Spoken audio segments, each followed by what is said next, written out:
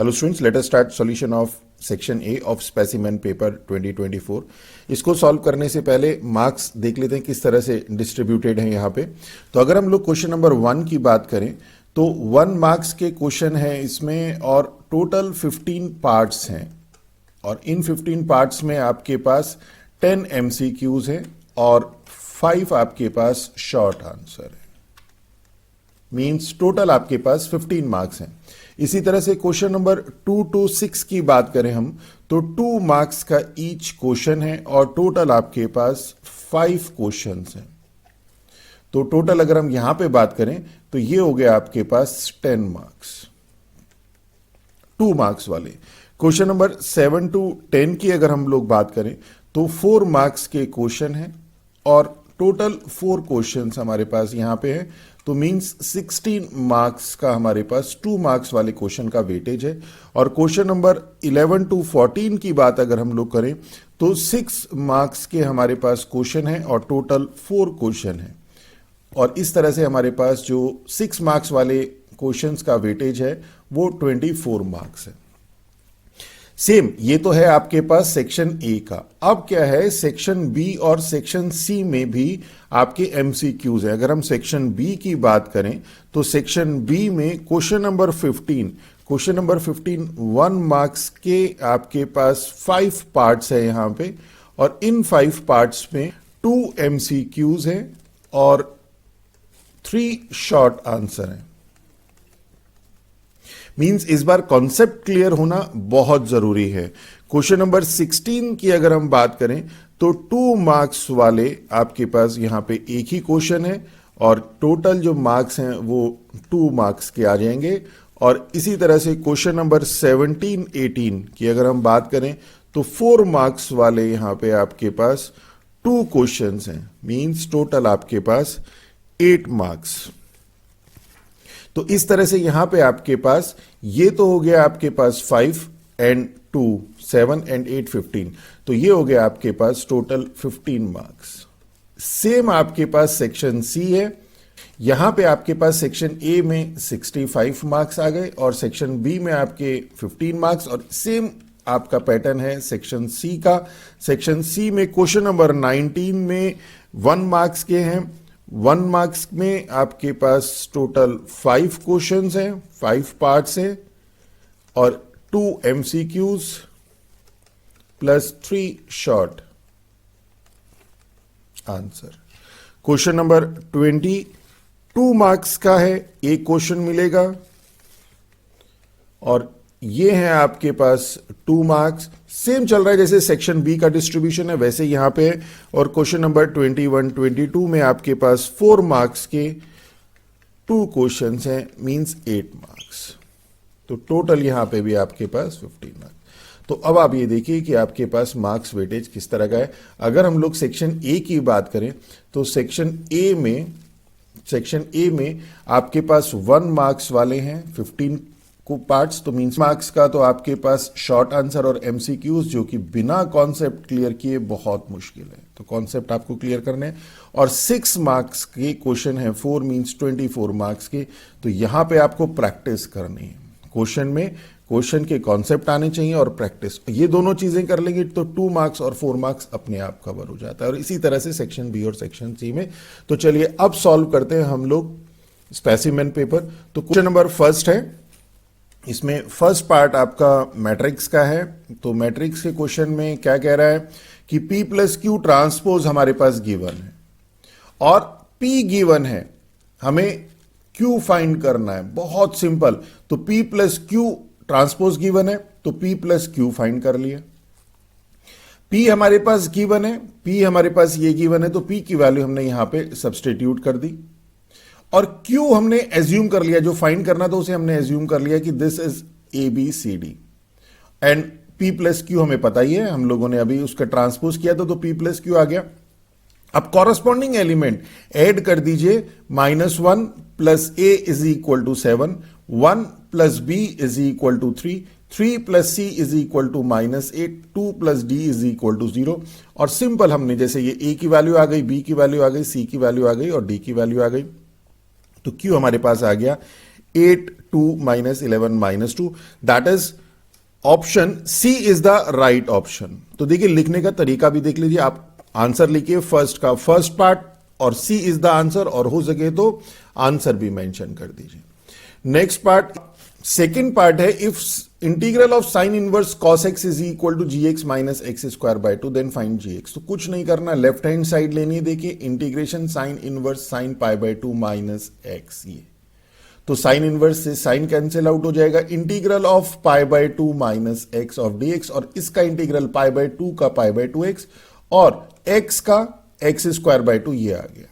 और इसे right hand side से देखिए कंपेयर कर दीजिए, तो जी एक्स की वैल्यू पाई बाय 2 एक्स, तो हमारे पास फर्स्ट की सेकेंड पार्ट का a pi by 2 x, that is this is our answer. इसी तरह से what is the value of cot of pi by 2 plus 10 inverse 1 by 2, तो we know that cot 90 plus theta is minus 10 theta, तो यहां पे आ गया minus 10 और theta is this 10 inverse 1 by root 2। Okay, तो ये है, देखिए ये है cot 90 plus theta pi by 2 plus theta, और थीटा की जगह यहां पे है आपके पास 10 इनवर्स 1 बाय रूट 2, तो minus 10 of 10 inverse 1 by root 2 means minus 1 by root 2, means D is the right option. तो अब इसका फोर्थ पार्ट देखते हैं। फोर्थ पार्ट में हमें बताना है for what value of n is the given a homogeneous differential equation, कि ये डिफरेंशियल इक्वेशन n की किस वैल्यू के लिए होमोजीनियस होगी। तो होमोजीनियस होने के लिए हमारे पास एक थोड़ा सा, हम वैसे तो ये मान के चल रहे हैं कि आपके कॉन्सेप्ट क्लियर होने चाहिए before solving this specimen paper, कि dy upon dx is equal to F X Y. ये होमोजीनियस डिफरेंशियल इक्वेशन होगी जब ये एफ एक्स वाई होमोजीनियस होगा ऑफ डिग्री 0, और इसको डिग्री 0 करने के लिए या तो एक जो हम लोग नॉर्मल करते हैं कि y अपॉन एक्स की फॉर्म में लेके आते हैं, या एक तरीका यह है कि x is equal to lambda x और y is equal to lambda y, इसमें सब्सटीट्यूट कर दीजिए और ये आपके पास expression f of x y ही आना चाहिए, मींस लेमडा की पावर 0 आना चाहिए। तो ये भी एक मेथड है। तो यहां पे हम लोगों ने क्या किया, x की जगह पे इस वाले एक्सप्रेशन में जो एफ एक्स वाई था, इसमें x की जगह पे लेमडा एक्स, देखिए F lambda X lambda Y substitute किया, तो यहां पे लेमडा न्यूमरेटर से लेमडा क्यूब कॉमन आ गया, डिनोमिनेटर से लेमडा की पावर n प्लस 1 कॉमन आ गया, एंड ये हो गया lambda raise to the power 3 minus n minus 1। और अगर ये होमोजीनियस है तो लेमडा की पावर 0 होनी चाहिए, मींस यही हमने लिखा for homogeneous function 3 minus n minus 1 is equal to 0, that is n is equal to 2। तो n is equal to 2 means d is the right option. तो ये सारी कैलकुलेशन देखिए हमने यहाँ पे करी, बट हम आपसे ये सजेस्ट करेंगे कि ये सारे जो स्टेप्स हैं ये आप मेंटली करिए, क्योंकि होमोजीनियस आपको बहुत अच्छी तरह से क्लियर होना चाहिए। हमें तो क्योंकि सॉल्व करवाना था तो इसलिए हमने करवाया, अदरवाइज आप इसको यहीं से देख के मेंटली इसको सॉल्व करिए और डायरेक्ट यहाँ पे लिखिए कि D is the right option. तो चलिए नेक्स्ट पार्ट देखते हैं इसका। पार्ट 5th है कि भुवन इज प्रिपेयरिंग चपाती एंड करी for a dinner party at his home. तो इवेंट ए दिए भुवन प्रिपेयर चपाती वेल, बी दिए भुवन कुक्स करी वेल, तो चपाती भी बनानी है और करी भी बनानी है। प्रोबेबिलिटी ए दिए, बी दिए, A intersection B, A and B means A intersection B. Which of the following is true, तो जो ट्रू और फॉल्स का स्टेटमेंट घूम रहा है वो म्यूचुअली एक्सक्लूसिव और इंडिपेंडेंट के अराउंड घूम रहा है। देखिए independent mutually exclusive independent, mutually exclusive independent.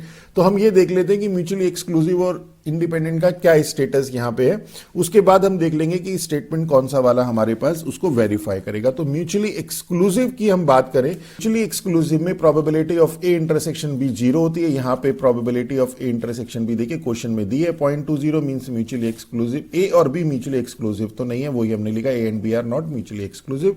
और इंडिपेंडेंट के लिए हमें पता है कि probability of A into probability of B is equal to probability of A intersection B होना चाहिए। पर यहां पे जब हमने देखा कि probability of A into probability of B 0.12 आ रहा है और प्रोबेबिलिटी ऑफ इंटरसेक्शन भी यहां पे आपके पास 0.20 है, means not equal to means A और बी इंडिपेंडेंट भी नहीं है। अब देख लीजिए कि इंडिपेंडेंट भी नहीं है, म्यूचुअली एक्सक्लूसिव भी नहीं है, तो यहां पे आपके पास they are neither mutually exclusive nor independent, means 5th का D part is the right option.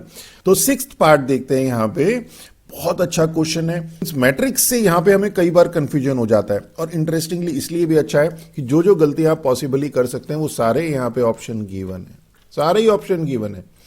तो जैसे मैट्रिक्स में क्या होता है कि कॉरस्पॉन्डिंग एलिमेंट ऐड हो जाता है, तो हम क्या, और जो ये कांस्टेंट है ये अंदर जाके सभी से मल्टीप्लाई हो जाता है, तो अगर वो गलती करेंगे तो वो भी ऑप्शन आपके पास अवेलेबल होगा।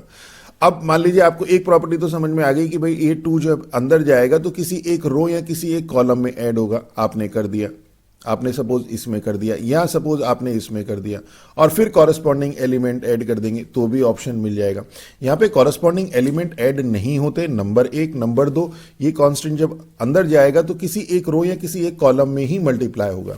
अब कॉरस्पॉन्डिंग एलिमेंट ऐड नहीं होते तो क्या होता है, एडिशन कैसे होता है?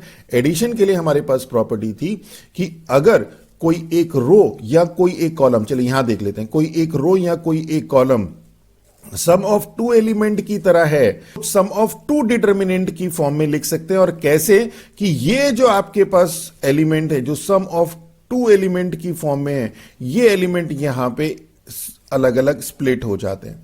और बाकी रो का क्या होता है, इस रो का एक्स वाई जेड, इसका और इसका क्या होता है, ये एज इट इज यहां पे दोनों डिटर्मिनेंट में एज इट इज आता है। देखिए ये प्रॉपर्टी आप इसलिए कैसे करी थी कि आपके पास ये डिटर्मिनेंट था और आप ये लेके आए थे।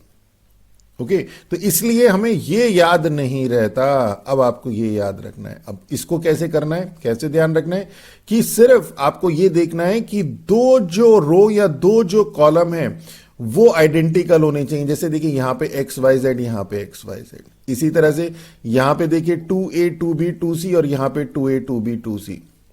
ठीक है, अगर दो रो या दो कॉलम आपको आइडेंटिकल मिल रहे हैं तो उनको तो ऐसे ही लिख दीजिए। देखिए जैसे एक्स वाई जेड लिख दिया यहां पे और ये लिख दिया, और बाकी जो दूसरी आपके पास बची हुई आइटम है उनको आप ऐड कर दीजिए, उनको P Q R P plus S, देखिए पी प्लस एस और ये।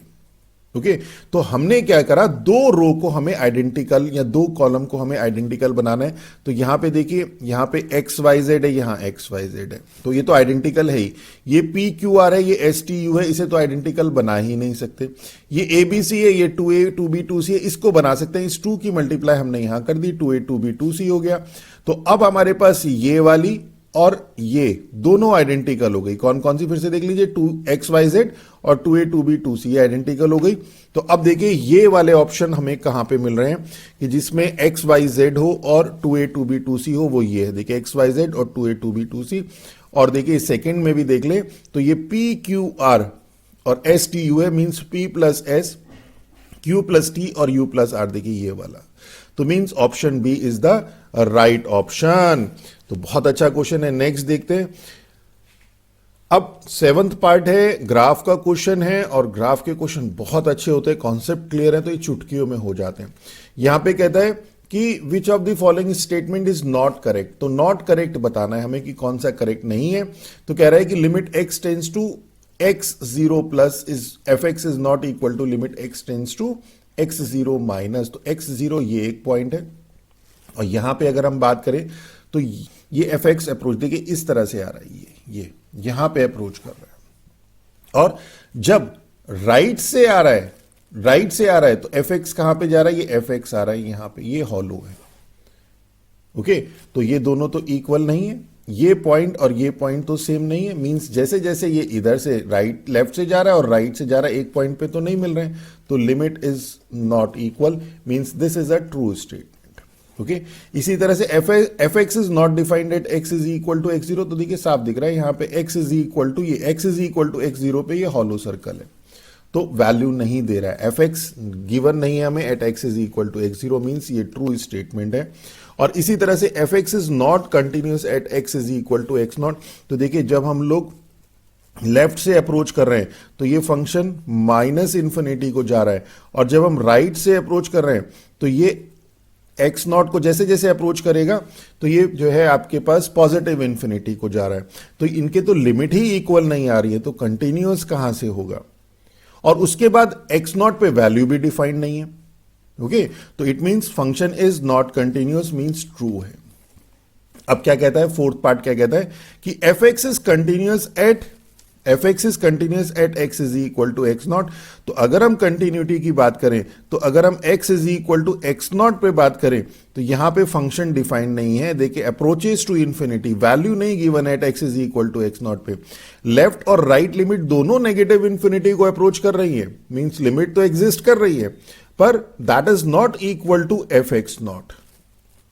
तो it means function is not continuous. Continuity की डेफिनेशन देख लीजिएगा, दोनों लिमिट एग्जिस्ट होनी चाहिए, means limit x tends to x not plus f x is equal to limit x tends to x not minus f x is equal to f a होना चाहिए। Okay, तो यहां पे सी पार्ट में तो limit ही exist नहीं कर रही है, ये वाला पार्ट ही सेटिस्फाई नहीं हो रहा है, और ये भी नहीं हो, ये तो हो ही नहीं रहा है, एफ तो गिवन ही नहीं है। तो अब आप देखिए ये सब चीजें ऐसी जो मेंटली करनी है आपको, जब कॉन्सेप्ट क्लियर होंगे इतना टाइम नहीं लगेगा जितना हमने समझाया।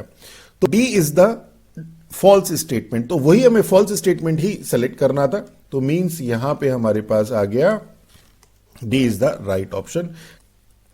तो आंसर फर्स्ट के 7th पार्ट का डी। नेक्स्ट देखते हैं क्वेश्चन नंबर 7th, ये भी ग्राफ का क्वेश्चन है, और इसमें देखिए क्या कहता है कि shown below is the graph of a function, और क्या कह रहा है g x is continuous, differentiable, continuous, not differentiable, continuous, differentiable, neither continuous, means continuity और डिफरेंशिएबिलिटी देखनी है। ओके, यहां पे हमें पता है कि अगर फंक्शन डिफरेंशिएबल है तो वो कंटिन्यूस भी होगा, और इसी को हम इस तरह से भी कहते हैं कि अगर फंक्शन कंटिन्यूअस नहीं है तो वो डिफरेंशिएबल भी नहीं होगा। तो सिर्फ पहले कंटिन्यूटी देखते हैं, कंटिन्यूटी क्या है। तो देखिए अगर हम लोग इसकी वैल्यू देखें, जी एक्स जब राइट से अप्रोच कर रहा है और जब लेफ्ट से अप्रोच कर रहा है, तो जो लिमिटिंग वैल्यू है वो तो है 7। ओके, जैसे जैसे एक्स इधर की तरफ जा रहा है, देखिए इधर की तरफ, ये जी एक्स किसको अप्रोच कर रहा है, जी एक्स इस पॉइंट को अप्रोच करेगा, और ये पॉइंट है 7 का। इसी तरह से जब लेफ्ट से जाएगा तो जी एक्स किसको अप्रोच कर रहा है, इसी पॉइंट को अप्रोच कर रहा है। At x is equal to 2 की बात कर रहे हैं हम लोग, अभी at x is equal to 2 की बात करें तो ये 7 को अप्रोच कर रहा है, मींस लिमिटिंग तो इसकी वैल्यू 7 है। अब कंटिन्यूटी होने के लिए फंक्शनल वैल्यू भी इक्वल होनी चाहिए। फंक्शनल वैल्यू यहां पे दे रखी है, ये देखिए at x is equal to 2, function value दे रखी है 3। तो means limiting value is not equal to functional value, means function is not continuous, और अगर फंक्शन कंटिन्यूस नहीं है तो डिफरेंशिएबल भी नहीं होगा, मीन्स वही आ गया नाइदर कंटिन्यूस नॉट डिफरेंशिएबल। तो इस क्वेश्चन को देखते साथ पहले आप देखिए कि आपको फाइंड क्या क्या करना है। तो 4 स्टेटमेंट पूरा पढ़ेंगे तो फिर बड़ा मुश्किल हो जाएगा, तो आपको सिर्फ ये देखना है कि कंटिन्यूटी और डिफरेंशिएबिलिटी ये चेक करते हैं पहले। नेक्स्ट देखें क्वेश्चन इसका 9th पार्ट, द फंक्शन। अब ये जितना हम लोगों ने लिख दिया, ये लिखने लायक उतना स्टेटमेंट है नहीं आपको, तो चूंकि ये एमसीक्यूज का है तो ये आप मेंटली कर सकते हैं इसको, और बहुत इजी है कि from N to N function is 1 1 onto, R to R function is 1 1 onto. तो फंक्शन तो दोनों सेम है, देखिए 5x है, 1 1 ऑन टू बताना है हमें। तो जब हम एन टू एन की बात करें तो 1 1 के लिए क्या होता है, fx1 is equal to fx2 implies that x1 is equal to x2 हो जाए तो कहते हैं 1 1 है। तो fx1 किया हमने, ये x1 is equal to x2 आ गया, 1 1 है। आपको ये मेंटली करना है, इसे नहीं सॉल्व करना है। ऑन टू वाला पार्ट देखते हैं, ये कई बार कंफ्यूज करता है। वैसे तो आप इसे उससे भी कर सकते हैं कि वैल्यू रखिए कि 1 रखी आपने, यहां पे आपने इसमें 1 रखी, x इज इक्वल टू 1 रखा, तो F x is equal to कितना मिल गया, 5, x इज इक्वल टू 2 रखा, तो F x is equal to मिल गया 10। तो मींस 1 to 4 किसी की भी इमेज नहीं होगा। इसी तरह से 6 to 9 किसी की भी इमेज नहीं होगा, तो ऑन टू तो हो ही नहीं सकता। तो इट मीन्स व्हाट, और वैसे अगर आपको जो आप इसकी डेफिनेशन होती है उसके हिसाब से हम क्या करते हैं वो भी समझ लीजिए। वो इंपॉर्टेंट भी है क्योंकि कई क्वेश्चन सिर्फ इसी से बनते हैं। यहां पे आप सिर्फ इसके एग्जाम्पल देके कुछ क्वेश्चंस को तो सॉल्व कर सकते हैं, पर सभी क्वेश्चंस को सॉल्व नहीं कर सकते। तो इसमें क्या है कि हम लोग यहां पे कोडोमेन में एक एलिमेंट ले लेते हैं y, इसकी इमेज देखते हैं यहां पे क्या होगा। तो y is equal to 5x given है हमारे पास, देखिए यहां पे y is equal to 5x given है। तो हमने क्या देखा कि y के लिए हम यहां पे एक x ढूंढते हैं, तो वो सिंपल, यहां पे y is equal to 5x है, तो वो मिल गया x is equal to y upon 5। अब यहां पे आ गया y अपॉन 5, यहां पे आ गया आपके पास y अपॉन 5। इस y अपॉन 5 को देखेंगे कि क्या ये नेचुरल है, क्या ये डोमेन में होगा भी, तो y अपॉन 5 तो नेचुरल नंबर नहीं होगा। और यहां पे अगर आप देखें फंक्शन n टू n है, तो y upon 5 means 1 upon 5, 2 upon 5, 3 upon 5, तो मीन्स यहां पे कोई भी एलिमेंट अगर यहां पे उसकी प्री इमेज देखोगे तो वो नेचुरल नंबर नहीं होगी, कुछ एलिमेंट्स की, सबकी बात नहीं कर रहे हैं, कुछ की। अगर यहां पे y 5 है तो मिलेगा, पर ये हमेशा नेचुरल नंबर को बिलोंग नहीं करना चाहिए, और ऑन टू के लिए हमेशा ऐसा होना चाहिए, तो means function is not onto. तो ये अगर नेचुरल टू नेचुरल करते हैं तो ये नॉट ऑन टू है, मीन्स 1 1 है, नॉट ऑन टू। इसी को देख लीजिए, चलिए अब अगर ये R2R होता है यहां पे अगर R2R होता तो क्या होता है, यहां पे एक y मिला, इसके लिए यहां पे हमें y अपॉन 5 मिला, मीन्स ये y अपॉन 5। तो क्या ये R को बिलोंग करेगा? यस करेगा। y की कोई भी वैल्यू रख दीजिए आप, कोई भी 1 2 3 4 -1 -2 -3 0.1 0.2 0.3 और उसे 5 से डिवाइड करिए तो आपको हमेशा रियल ही मिलेगा। और इसकी जो इमेज होगी y अपॉन 5 की, फिर क्या करते हैं, जैसे यहां पे y अपॉन 5 मिला, इसकी इमेज दोबारा देख लेते हैं यहां पे क्या है। तो देखिए ये किया हमने, x इज इक्वल टू, यहां पे किया x is equal to y upon 5, इस बार r को बिलोंग कर रहा है। और f, और ये जो x इज इक्वल टू देखिए हमने बना भी दिया है, y अपॉन 5 है, इसकी हमने फंक्शनल वैल्यू देखी f ऑफ y अपॉन 5, और y is equal to 5x है, देखिए यहां पे f y upon 5, y 5x है, तो x की जगह y अपॉन 5, तो सेम इमेज मिल रही है। मीन्स हमने क्या करना होता है, यहां पे एक एलिमेंट लेते हैं, इसकी प्री इमेज देखते हैं, तो सबसे पहले तो देखते हैं कि वो डोमेन का पार्ट है या नहीं है। तो पहले वाले केस में तो वो डोमेन का पार्ट ही नहीं थी। फिर इसी की हम लोग इमेज चेक करते हैं, यहां पे इमेज क्या है, तो यही एलिमेंट इसकी इमेज है, y ही इसकी इमेज है y अपॉन 5 की। तो y आ गया, belongs to r, means f is onto. तो फर्स्ट फंक्शन 1 1 है, नॉट ऑन टू, और सेकेंड स्टेट फंक्शन आपके पास 1 1 ऑन टू है। तो ये कह रहा है कि फर्स्ट स्टेटमेंट तो हमारे पास फॉल्स हो गया और सेकेंड स्टेटमेंट हमारा ट्रू हो गया। तो मीन्स स्टेटमेंट 1 इज फॉल्स, ये वाला डी वाला part, statement 1 is false and statement 2 is true, means 9th का D is the right option. चलिए नेक्स्ट देखते हैं। 10th पार्ट है, P is a skew symmetric matrix of odd order. तो इसे देखते साथ आपको समझ में आ जाना चाहिए कि अगर P स्क्यू सिमेट्रिक मैट्रिक्स है ऑड ऑर्डर की, तो इसका डिटर्मिनेंट 0 होगा। कैसे होगा वो भी हमने बता दिया है कि P transpose is equal to -P है, क्योंकि स्क्यू सिमेट्रिक मैट्रिक्स है, दोनों तरफ हम लोगों ने डिटर्मिनेंट ले लिया। देन दिस, और डिटर्मिनेंट की प्रॉपर्टी हमें पता है कि ट्रांसपोज का डिटर्मिनेंट और मैट्रिक्स का डिटर्मिनेंट सेम होता है, और determinant of -P is -1 raise to the power n। P का ऑर्डर अगर n है तो n डिटर्मिनेंट ऑफ P, और ये आपके पास अगर n ऑड है तो ये आपके पास वैल्यू माइनस होगी, और ये आपके पास ये आ गया, and then 2 determinant of P is equal to 0, means determinant of P is equal to 0। तो वैसे आपको देखिए डायरेक्ट लर्न करना है कि if P is a skew symmetric matrix of odd order, then determinant of P is equal to 0, और determinant P 0 है, means singular matrix है, और सिंगुलर मैट्रिक्स है मीन्स नॉन इन्वर्टिबल है। तो the inverse of matrix P does not exist, नहीं करेगा, exist नहीं करेगा। Reason determinant of matrix P is 0, तो रीजन जेन्युइन रीजन है कि अगर P स्क्यू सिमेट्रिक मैट्रिक्स होगी तो उसका डिटर्मिनेंट 0 होगा, और डिटर्मिनेंट 0 होगा तो इनवर्स जो है एग्जिस्ट नहीं करेगा। तो means both assertion and reason are true, and reason is the correct explanation of assertion. This is the right option. इस तरह से अगर हम लोग नेक्स्ट की बात करें इन्वर्टिबल फंक्शन के लिए, जैसे ही लिखा है function f x2 y is not invertible, तो अगर डायग्राम दिया तो देखते साथ याद आना चाहिए फंक्शन 1 1 और ऑन टू होना चाहिए। तो यहां पे तो डायग्राम वाले क्वेश्चन बहुत इजी होते हैं, देखते साथ अगर कॉन्सेप्ट क्लियर है तो देखते साथ, इसमें तो पेन हमें छूना भी नहीं पड़ता। तो अगर आप यहां पे देखें तो इस A की जो इमेज है वो P है, और ये Q है, और यही Q इमेज है E की भी, means this is not 1 1, many one function है ये। और इन्वर्टिबल के लिए क्या होता है, 1 1 ऑन टू होना चाहिए, ऑन टू तो है ये, देखिए यहां पे कोई भी एलिमेंट ऐसा नहीं, पूरा का पूरा कोडोमेन और रेंज इक्वल है, तो means this is function is not 1 1, means not invertible. The reason है, तो रीजन स्टेट करना है, मींस आपको ये लिखना पड़ेगा। अब यहां से आपको लिखना पड़ेगा कि F A is equal to F is implies that A is not equal to E, means function is not 1 1, function is not invertible. Okay तो ये दो एक स्टेप आप लिखिएगा। और इसी तरह से ए आपके पास सिमेट्रिक मैट्रिक्स भी गिवन है और सिमेट्रिक भी गिवन है। Write the relation between X and Y. तो चूंकि सिमेट्रिक है तो सबसे पहले देखते हैं ना सिमेट्रिक में क्या होता है, A transpose is equal to A, तो ये आ गया this is equal to this, दोनों को कंपेयर कर दिया, इसको और इसको कंपेयर जब हमने किया तो क्या हुआ, this X is equal to Y and this Y is equal to X, ये रिलेशन डेवलप हो गई। इसी तरह से if a relation R on the set A defined by this then classify the function.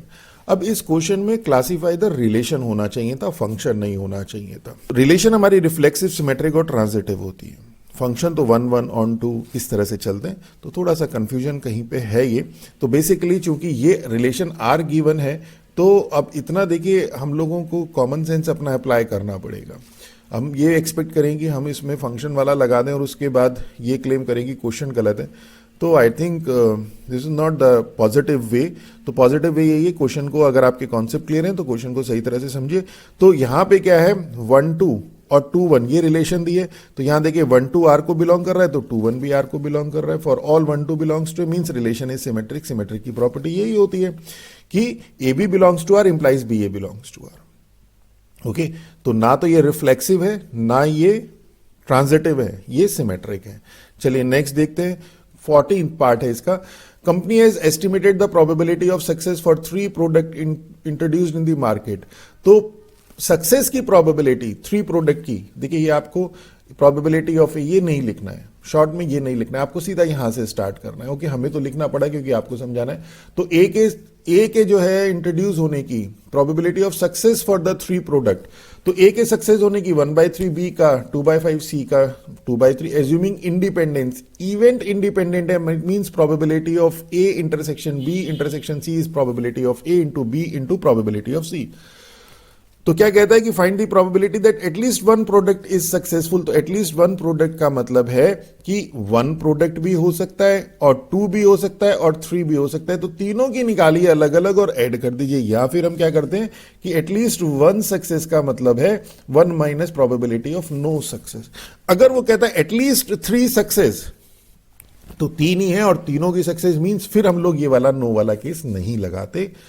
तो ये देखिए इतना तो प्रैक्टिस आपको करना पड़ेगा। तो no success means this A dash intersection B dash intersection C dash 1 minus, और ए बी सी इंडिपेंडेंट है तो A dash B dash C dash भी इंडिपेंडेंट होंगे, ए बी सी इंडिपेंडेंट है तो ये भी इंडिपेंडेंट होंगे। इसमें मी वही प्रॉपर्टी लगेगी कि probability of A dash intersection B dash intersection C dash is equal to probability of A dash into probability of B dash into probability of C dash.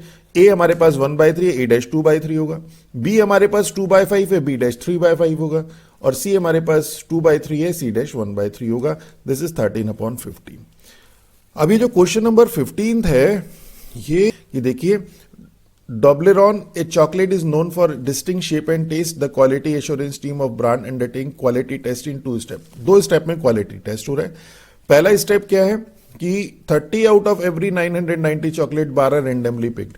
तो यहां पे आपके पास टोटल 990 चॉकलेट है, 30 को पिक किया means इसमें से 30 को पिक कर लिया। चलिए जी, किसके लिए किया, physical examination.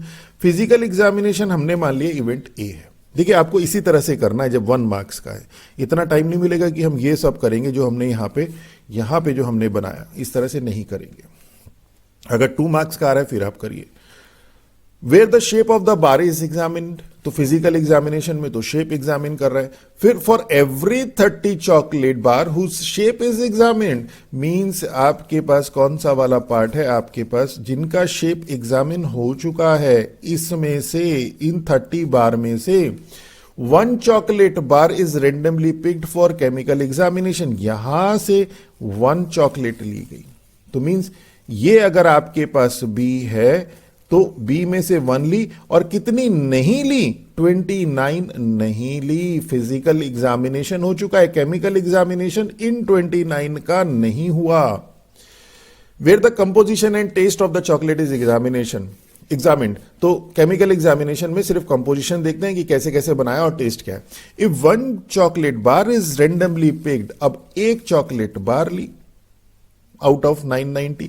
What is the out of 990 bar means पूरे सैंपल स्पेस की बात कर रहा है।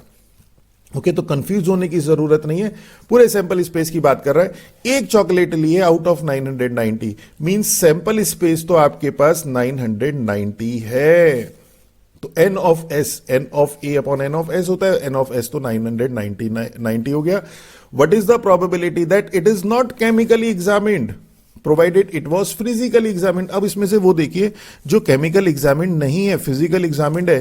तो अगर आप इसे ध्यान से देखें तो ये 29 ऐसे हैं जो कि केमिकली एग्जामिन्ड नहीं है, फिजिकली एग्जामिन्ड है। तो this is 29 upon 990 is our answer. बहुत सिंपल क्वेश्चन है। और ऐसे कितने जो फिजिकली एग्जामिन्ड है और केमिकली भी एग्जामिन्ड है, 1 अपॉन 990, ये वाले। ओके तो यही आपके पास। और ऐसे कितने जो कि फिजिकली एग्जामिन्ड भी नहीं है और केमिकली एग्जामिन्ड भी नहीं है, 960 अपॉन 990। तो दिस इज अवर आंसर। और बाकी देखिए इसे करना चाहें तो ए फिजिकली एग्जामिन्ड है, तो ये आपके पास प्रोबेबिलिटी ऑफ ए आ गया 30 अपॉन 990। ए डैश फिजिकली एग्जामिन्ड नहीं है, ये आ गया टोटल प्रोबेबिलिटी से किया। अब इसमें से 30 में से एक ऐसी है जो कि केमिकल एग्जामिन्ड है, बी को अगर हमने केमिकल एग्जामिन्ड मान लिया तो 1 अपॉन 30, और नॉट केमिकल एग्जामिन्ड ये हो गया। और बी डैश अगर हम इवेंट मान लेते हैं कि केमिकल एग्जामिन्ड नहीं है, तो इसके होने के लिए ये हो सकता है बी अपॉन ए, और फिर ये ऐसा पॉसिबल ही नहीं है। मींस ये वाला तो रूट ही हमें नहीं मिलेगा, हमें रूट मिलेगा ये वाला। मींस 29 अपॉन 30 इंटू 30 अपॉन, तो ये यहां पे है देखिए ये वाला, ये इसे हम कहें तो ये वाला probability of B dash is this. Okay तो दिस इज आवर आंसर। अच्छा क्वेश्चन था। तो नॉर्मल कोर्स में स्टूडेंट जब हम the law of total probability और बेस थ्योरम के इतने क्वेश्चन कर चुके होते हैं तो ये भी हमें बेस थ्योरम की तरह ही दिखाई देना शुरू हो जाता है, जबकि ऐसा है नहीं। ये तो सिंपल जो जूनियर क्लास का जो 9th-10th का क्वेश्चन है वो वाला है। चलिए नेक्स्ट देख, चलिए अब सॉल्व करते हैं नेक्स्ट क्वेश्चन। अब क्वेश्चन नंबर 2 है 2 मार्क्स का। The table below shows some of the values of the differential function u and v and their derivative. तो देखिए क्या दे रखा है, ux दे रखा है आपके पास एट x इज इक्वल, देखिए क्या है इसे समझ लीजिए, ux at x is equal to 1 0 है। Okay ux at x is equal to 2 4 है, ux at x is equal to 3 2 है, u डैश x डिफाइन नहीं है, पर u dash x at x is equal to 1 defined है 2, u dash x at x is equal to 2 defined है 5। ये values given है। तो हमें क्या कहता है कि if r is equal to ये if r x is equal to ये फाइंड आर डैश 2। तो पहले हम आर डैश एक्स निकालेंगे, तो आर एक्स हमारे पास ये है, चेन रूल यहां पे अप्लाई करेंगे तो यू डैश हमारे पास क्या होगा, यू ऑफ वी एक्स, तो यू का तो हो जाएगा हमारे पास यू डैश, वी एक्स ऐसे ही रहेगा, और फिर वी एक्स को डिफरेंशिएट करेंगे वी डैश एक्स।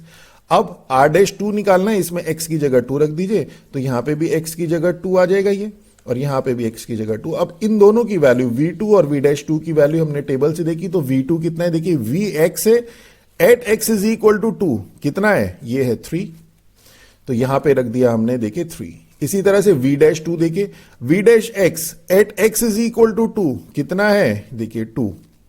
ओके तो ये v'2 हमारे पास आ गया ये 2। ओके अब u'3 देखते हैं, u'(x) हमारे पास ये है, u'3 देखना है, u'3 ये होगा, और वैल्यू कितनी है -1, तो ये आ गया हमारे पास -1, that is -2 is our answer. चलिए नेक्स्ट देखते हैं इसी का सेकंड पार्ट, और करके तो या तो फर्स्ट पार्ट करिए सेकंड करिए। तो अब यहां पे क्या है, fx x3, ये x3 नहीं है x3 है, करेक्शन कर लीजिएगा, और इतनी माइनर मिस्टेक को हम मिस्टेक मानते भी नहीं है। तो fx is equal to x3 minus 48x, find the interval where r is decreasing. तो डिक्रीजिंग के लिए आपको ये याद आ जाना चाहिए तुरंत कि f is decreasing in interval a b, close interval a b, if f'(x) is less than 0 for each x belongs to a b. तो यहां पे क्या है, f'(x) निकालेंगे, fx ही है, f'(x) 3 कॉमन ले लिया, तो 3 कॉमन लेके x² माइनस 16 के फैक्टर कर दिए, x+4 x -4। तो क्रिटिकल पॉइंट आ गया हमारे पास -4 तो अब हमने एक रियल लाइन बनाई, इसमें -4 मार्क किया, 4 मार्क किया, और ये हमें पता है कि इधर की तरफ पॉजिटिव, देन इधर आपके पास इधर पॉजिटिव, इधर नेगेटिव, इधर पॉजिटिव। हमें क्या लेना है, f'(x) नेगेटिव होना चाहिए, तो नेगेटिव कहां है, यहां पे है, मींस इस वाले में -4 to 4 में। तो f'(x) वही लिखा हमने, f'(x) is less than 0 for x belongs to -4 to 4। देखिए इसी में तो नेगेटिव है, तो means f is decreasing for the interval -4 to 4। चलिए नेक्स्ट देखते हैं, क्वेश्चन नंबर 3 है। क्वेश्चन नंबर थर्ड तो इजी है, minus pi by two two pi by two mod sine x, तो मॉड साइन एक्स तो इवन फंक्शन होता है, मॉडुलस फंक्शन इवन फंक्शन है, तो यहां पे हमने ये प्रॉपर्टी लगा दी minus a to a f x d x is equal to 2 to a f x d x definite integral की। आप चाहें तो माइनस ए टू 0 और 0 टू ए कर सकते हैं, पर वो बहुत लेंथी हो जाएगा। हमारा टारगेट क्वेश्चन सॉल्व करने के साथ साथ टाइम सेव करना भी है, तो 2 टू पाई बाई टू और 2 to pi by two mod of sine x, क्योंकि sine mod sine x even function है, एक्स की कोई भी वैल्यू रख लीजिए plus minus, mod sine x हमेशा आपको पॉजिटिव ही मिलेगा। और 0 टू पाई बाई टू के लिए, 0 टू पाई बाई टू के लिए मॉड साइन एक्स हमेशा क्या होगा, पॉजिटिव होगा। अगर आप वेव फंक्शन अगर आपको याद है तो तुरंत याद आ जानी चाहिए। और 0 साइन एक्स का integral minus cos x, limit रखी, 2 is our answer. Next part कहता है कि find the point on the curve, ये कर्व है, ये आपके पास कर्व है where the tangent is parallel to x axis. हमें पॉइंट निकालना है where tangent is parallel to x axis, तो हमने मान ली ये हमारा एक कर्व है, ये एक पॉइंट है और इस पॉइंट पे टेंजेंट है, तो हमें ये point x naught y naught निकालना है। और ये जो y is equal to F x है वो ये गिवन है। अब ये सारे कॉन्सेप्ट आपके क्लियर होने चाहिए। X naught y naught be the point where tangent on the curve is parallel to x axis. तो dy अपॉन dx निकाला, ये dy अपॉन dx। अब dy upon dx x naught y naught पे निकालेंगे तो 2x not plus 2। अब क्या दे रखा है, ये पैरेलल टू एक्स एक्सिस है, मींस ये 0 के इक्वल है। इसका slope dy upon dx slope ही तो होता है, तो ये 0 के इक्वल है, means 2x not plus 2 is equal to 0। ये आ गया कि according to question dy upon dx at x not y not is equal to 0, तो ये x not is equal to -1 आ गया। और ये जो x नॉट y नॉट है ये इस फंक्शन पे भी, इस कर्व पे भी तो लाई कर रहा है, इसका मतलब इस कर्व की इक्वेशन को सेटिस्फाई करेगा। तो x not y not lies on the curve this, तो इसको सेटिस्फाई करेगा। ये इसलिए निकाला कि x नॉट की वैल्यू आ चुकी है, y नॉट की वैल्यू निकालनी है, तो x नॉट की वैल्यू -1 सब्सटीट्यूट कर दी हमने, तो y नॉट आ गया -2। तो हमारे पास पॉइंट आ गए, पॉइंट इज -1 एंड -2। चलिए नेक्स्ट देखते हैं। नंबर 5 का फर्स्ट पार्ट है और का क्वेश्चन है, मींस फर्स्ट पार्ट करिए, second part this 5 minus 3x square upon, देखिए इंटीग्रेशन में अब थोड़ी प्रैक्टिस तो आपको करनी पड़ेगी। तो इसको देखते साथ आपको देखिए डिनोमिनेटर देखना है और न्यूमरेटर देखना है। डिनोमिनेटर में अगर आप ध्यान से देखें तो ये जो है आपके पास जो न्यूमरेटर है, numerator is the derivative of denominator, means f dash x upon f x का केस है। डायरेक्ट याद आना चाहिए कि log of modulus f x plus c. तो यहां पे आपके पास 6 minus x cube plus 5x का जो डेरिवेटिव है वो ये है, तो लॉग ऑफ दिस। और या फिर आप इसे, आपको ये लग रहा है कि एक लाइन में हम कैसे लिखें, तो आपको करना क्या है, आपको ये आंसर लिखना है और ये प्रॉपर्टी लिखनी है। अगर ये प्रॉपर्टी नहीं लिखेंगे तो हो सकता है कि आपके मार्क्स कट जाए, पर अगर आप ये प्रॉपर्टी लिख रहे हैं और उसके बाद ये आंसर लिख रहे हैं एक ही लाइन में, तो you will get full marks. या फिर आप डायरेक्ट करिए, या फिर आप सेकेंड मेथड करिए कि ये आपके पास आपने इसे t माना, this is dx dt 1 upon t log t, और ये ओके इसी तरह से ये तो आपके पास integral first function into second function का केस, first integral of second minus whole integral differential of first integral of second dx. Solve कर लीजिए, ये आंसर आ जाएगा। क्वेश्चन नंबर सिंपल इंटीग्रेशन है। क्वेश्चन नंबर 6 डोमेन निकालना है। कॉस इनवर्स एक्स की अगर हम डोमेन की बात करें तो वो -1,1 होता है क्लोज्ड इंटरवल, और साइन एक्स का रियल होता है। ये आपने ट्रिग्नोमेट्री में सबसे पहले आपने इनवर्स में यही पढ़ा होगा।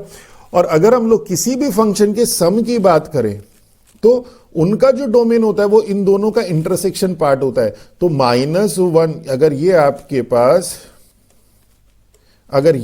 पास रियल लाइन है, -∞ टू +∞, ये -1 ये 1, तो पूरे इस रियल लाइन में और -1 टू 1 में जो कॉमन पार्ट है वो यही तो है, तो मींस -1,1 इंटरसेक्शन आ जाएगा। इसी तरह से अगर इसको देखें, cos of tan inverse cot sin inverse x is equal to x prove करना है, तो देखिए क्वेश्चन को करने के बहुत मेथड है। अब ये प्रैक्टिस के ऊपर डिपेंड करता है कि आपकी प्रैक्टिस कैसी है। तो यहां पे अगर हम लोग मेथड अप्लाई करें कि tan इनवर्स और cot की प्रॉपर्टी देख लेते हैं, तो tan इनवर्स और cot, तो cot of theta is tan π/2 minus theta. इससे क्या फायदा हुआ, ये cot और tan उड़ जाएगा। देखिए cot और साइन को उड़ाने में आपको थोड़ा सा जो फॉर्मूला अप्लाई करेंगे वो थोड़ा सा लेंथी होगा, वो नॉर्मली याद भी नहीं रहता। देखिए उसे तो डिराइव ही करना पड़ता है। इतने फॉर्मूले अगर आपके याद है तो बहुत अच्छी बात है, तो फिर तो आप टॉपर की कैटेगरी में हैं। और नॉर्मल कोर्स में इन जर्नल ये कहीं ना कहीं स्किप कर जाते हैं, गलती होने के चांसेस रहते हैं। पर tan इनवर्स और cot को आप हटा सकते हैं। cot को बड़ी इजीली आप tan में कैसे कन्वर्ट कर सकते हैं कि cot थीटा है, cot theta is equal to tan π/2 minus theta. तो 10 से ये 10 से 10 उड़ जाएगा, तो ये जाएगा cos pi by 2 minus sine inverse x, और cos 90 minus theta is sine theta, sine theta है हमारे पास sine inverse x, that is x right hand side. और अगर वैसे करना है कि आपको स्टेप बाय स्टेप, जैसे स्टैंडर्ड प्रोसीजर होता है कि इनवर्स x को देके यहाँ पे थीटा एज्यूम कर ले, तो sine theta is equal to x, sine theta is equal to x। इसको सेकंड मेथड से भी देख लीजिए, नॉर्मल कोर्स में इन जनरल स्टूडेंट यही मेथड अप्लाई करते हैं। तो sine inverse x is sine theta x हो गया। अब हमें क्या करना है, थीटा की वैल्यू, इस थीटा की वैल्यू मींस ये जो साइन इनवर्स x की वैल्यू, देखिए ये तो करना है, साइन इनवर्स x की वैल्यू हमें कॉट की टर्म्स में लेके आनी है। ओके, तो cot theta is sine theta is equal to x means perpendicular upon hypotenuse, तो ये आपके पास बेस हो जाएगा ये, और cot theta is equal to base upon perpendicular, तो under root of 1 minus x square upon x, तो थीटा आ गया ये। ओके, तो थीटा मींस ये साइन इनवर्स एक्स, तो मींस साइन इनवर्स एक्स की वैल्यू आ गई कॉट इनवर्स ये, और इसे अगर आप यहां पे देखिए साइन इनवर्स एक्स की वैल्यू आप रखेंगे कॉट इनवर्स ये, तो इससे क्या फायदा हुआ कि इस कॉट इनवर्स से ये कॉट कैंसिल्ड आउट, तो टेन इनवर्स ये आ गया। अब इसी तरह से ये टेन इनवर्स को हम लेके आएंगे कॉस में, तो इसको थीटा एज्यूम करेंगे, tan inverse this is equal to theta, तो यहां पे आपके पास cos theta is equal to, तो ये आपके पास tan theta is equal to this term, और ये आपके पास परपेंडिकुलर अपॉन बेस, तो कॉस थीटा हो जाएगा x upon theta is equal to cos inverse x. तो theta means this tan inverse under root of 1 minus x square is equal to cos inverse x, तो इसकी value हम direct लिख सकते हैं कॉस इनवर्स एक्स, तो cos inverse of cos x that is x is right hand side. और भी method बहुत सारे हैं। चलिए अब क्वेश्चन नंबर 8 है, देखिए यहां पे न्यूमरेटर और डिनोमिनेटर में से एक्स स्क्वायर कॉमन आ रहा है, हमने 9x स्क्वायर, न्यूमरेटर में से तो 9x स्क्वायर आ रहा है, डिनोमिनेटर से एक्स स्क्वायर, ये कैंसिल हो जाएगा, ये टर्म आ जाएगी। इसे दोबारा से देखेंगे तो अगर आप डिनोमिनेटर देखिए एक्स स्क्वायर प्लस 14x, इसको अगर आप डिफरेंशिएट करते हैं, सबसे पहला स्टेप यही रखिएगा, तो 2x प्लस 14 मिलता है और ऊपर है x प्लस 7, तो आप देखते साथ ध्यान आ जाए कि 2 से मल्टीप्लाई 2 से डिवाइड कर दें, तो ये 2 से हमने डिवाइड कर दिया, 2 से मल्टीप्लाई कर दिया। इससे क्या फायदा हुआ कि ये डेरिवेटिव बन गया इस फंक्शन का, तो मींस अब क्या हुआ, डिनोमिनेटर का डेरिवेटिव न्यूमरेटर में, तो लॉग आ गया, लॉग ऑफ दिस प्लस सी, और ये प्रॉपर्टी आप लिखना मत भूलिएगा। क्वेश्चन नंबर 8 है 4 मार्क्स का, तो थोड़ा सा 4 मार्क्स के हिसाब से हम लोग इसे कह सकते हैं कि इजी है कंपैरेटिवली, और क्वेश्चन नंबर 7 की अगर हम बात करें तो 4 मार्क्स के हिसाब से ये अपने आप को जस्टिफाई करता है। और अब अगर हम लोग क्वेश्चन नंबर 9 की बात करें तो ये थोड़ा सा जैसे 8 है थोड़ा सा लाइट रह जाता है 4 के हिसाब से, और क्वेश्चन नंबर 9 4 मार्क्स के हिसाब से थोड़ा सा कंपैरेटिवली अच्छा क्वेश्चन है, मींस जस्टिफाई करता है, प्लस जस्टिफाई करता है। तो f वहां पर हमारे पास दे रखा है fx, ये फंक्शन हमारे पास गिवन है, फंक्शन डिफरेंशिएबल है तो कंटिन्यूअस भी होगा, तो f is differentiable means continuous. Continuous का मतलब limit, left hand limit is equal to right hand limit is equal to functional value, ये होती है। Left hand limit means limit h tends to 0 3 minus h, right hand limit means h tends to 0 3 plus h is equal to f3। अब 3 minus h के लिए means 3 से less value के लिए minus log 4 minus x, तो f3 minus h क्या हो जाएगा, इस माइनस लॉग 4 माइनस इस x की जगह पे हम 3 माइनस h सब्सटीट्यूट कर देंगे, तो ये आ जाएगा। ओके, और 3 प्लस h के लिए क्या होगा, यहां पे फंक्शन की वैल्यू देखिए 3 और 3 से ग्रेटर के लिए p माइनस क्यू एक्स है, तो यहां पे x की जगह पे 3 प्लस h रख देंगे, तो देखिए यही क्या p minus Q 3 plus h, जरा ध्यान से रखिएगा। और f3 के लिए हम लोग p माइनस क्यू इंटू 3 ये आ जाएगा, और यहां पे h टेंस टू, ये इसे थोड़ा सॉल्व कर दिया, log 1 plus h tends to 0 value रखी, तो log 1 0, तो ये वाली टर्म तो आपके पास, ये वाली टर्म तो 0 हो गई। अब हम इसकी सेकंड वाले की बात करें तो h टेंस टू 0 रखेंगे तो p माइनस 3q मिलेगा, ये आ गया। और इसकी बात करें तो p माइनस 3q है, मींस इसकी जो राइट हैंड लिमिट और फंक्शनल वैल्यू तो सेम है, आपके पास 0 is equal to p minus 3q, ये आपके पास फर्स्ट कंडीशन आ गई। अब फंक्शन डिफरेंशिएबल है, तो डिफरेंशिएबल होते साथ क्या होगा, लेफ्ट हैंड डेरिवेटिव और right hand derivative, means x tends to 3 minus fx minus f3 upon x minus 3, x tends to 3 plus fx minus f3 upon x minus 3। कई स्टूडेंट्स ने सीधा ये वाला याद किया है, तो हमने दोनों लिख दिए कि कई यहां से करते हैं इस तरह से, कई इस तरह से करते हैं। तो h tends to 0 minus left hand derivative और राइट हैंड डेरिवेटिव, ये आ गया आपके पास। और f3 माइनस h, अब देखिए जरा इसे दोबारा नहीं करेंगे, दोबारा नहीं करेंगे। ये जो हमें F3 माइनस एच है, ये तो हम यहाँ पे जो ऊपर जब हमने कंटिन्यूटी देखी थी तो करा था ना, तो दिस F3 माइनस एच की वैल्यू हमारे पास आ गई थी ये -log1 माइनस एच, और इसे हमने डायरेक्ट यहां कर दिया। देखिए ये टाइम सेव करता है अगर आपकी प्रैक्टिस है तो। और इसी तरह से F3 ये जो वैल्यू है ये हमने यहां से उठाई, F3 की वैल्यू ये P-3 की, और यहां पे रख दी, देखिए ओके। और इसी तरह से F3 प्लस एच दोबारा नहीं निकालेंगे, F3 प्लस एच, ये F3 प्लस एच थी, इसको सॉल्व किया था ये आया था, इसको सॉल्व किया था ये आया, तो यही हमने यहां पे डायरेक्ट भी रख सकते हैं, P-3Q, और F3 हमने आपको बता ही दिया। तो वैल्यूज आपको सिंपल क्या करना है कि यहां पे आपके पास ये सिर्फ एक स्टेप आपको याद होना चाहिए, और उसके बाद F3 minus H, 3 plus H, F3 ये तो आप ऊपर से निकाल ही चुके हैं, एक ही बार तो करेंगे, दो बार थोड़ी ना करेंगे। तो ये हमारे पास आ गया -log1 plus h upon h, और लॉग की property log ax plus 1 upon x is equal to a होता है, means log1 plus h upon h 1 होगा, ये 1 होगा, और यहां से हमने इसे सॉल्व किया तो -q आ गया, मीन्स q की वैल्यू -1, q की वैल्यू तो -1 है। और हमारे पास फर्स्ट इक्वेशन से आया P-3Q is equal to 0, means P is equal to 3Q, तो P की वैल्यू -3 आ गई। सॉल्यूशन ये, दिस इज अवर आंसर। बहुत अच्छा क्वेश्चन है, इजी है, प्रैक्टिस करिए। अब इसी तरह से x दिया है, y दिया है, पैरामेट्रिक फॉर्म है, dy upon dx, dx upon dt निकालिए। फर्स्ट फंक्शन सिंपल है, देखिए denominator, second function derivative of first minus first derivative of second upon second का स्क्वायर, इसे सॉल्व कर लिया, हमारे पास ये आ गया dy अपॉन dt। इसी तरह से first function upon second function apply कर दिया, ये आ गया। देखिए सिंपल कैलकुलेशन है।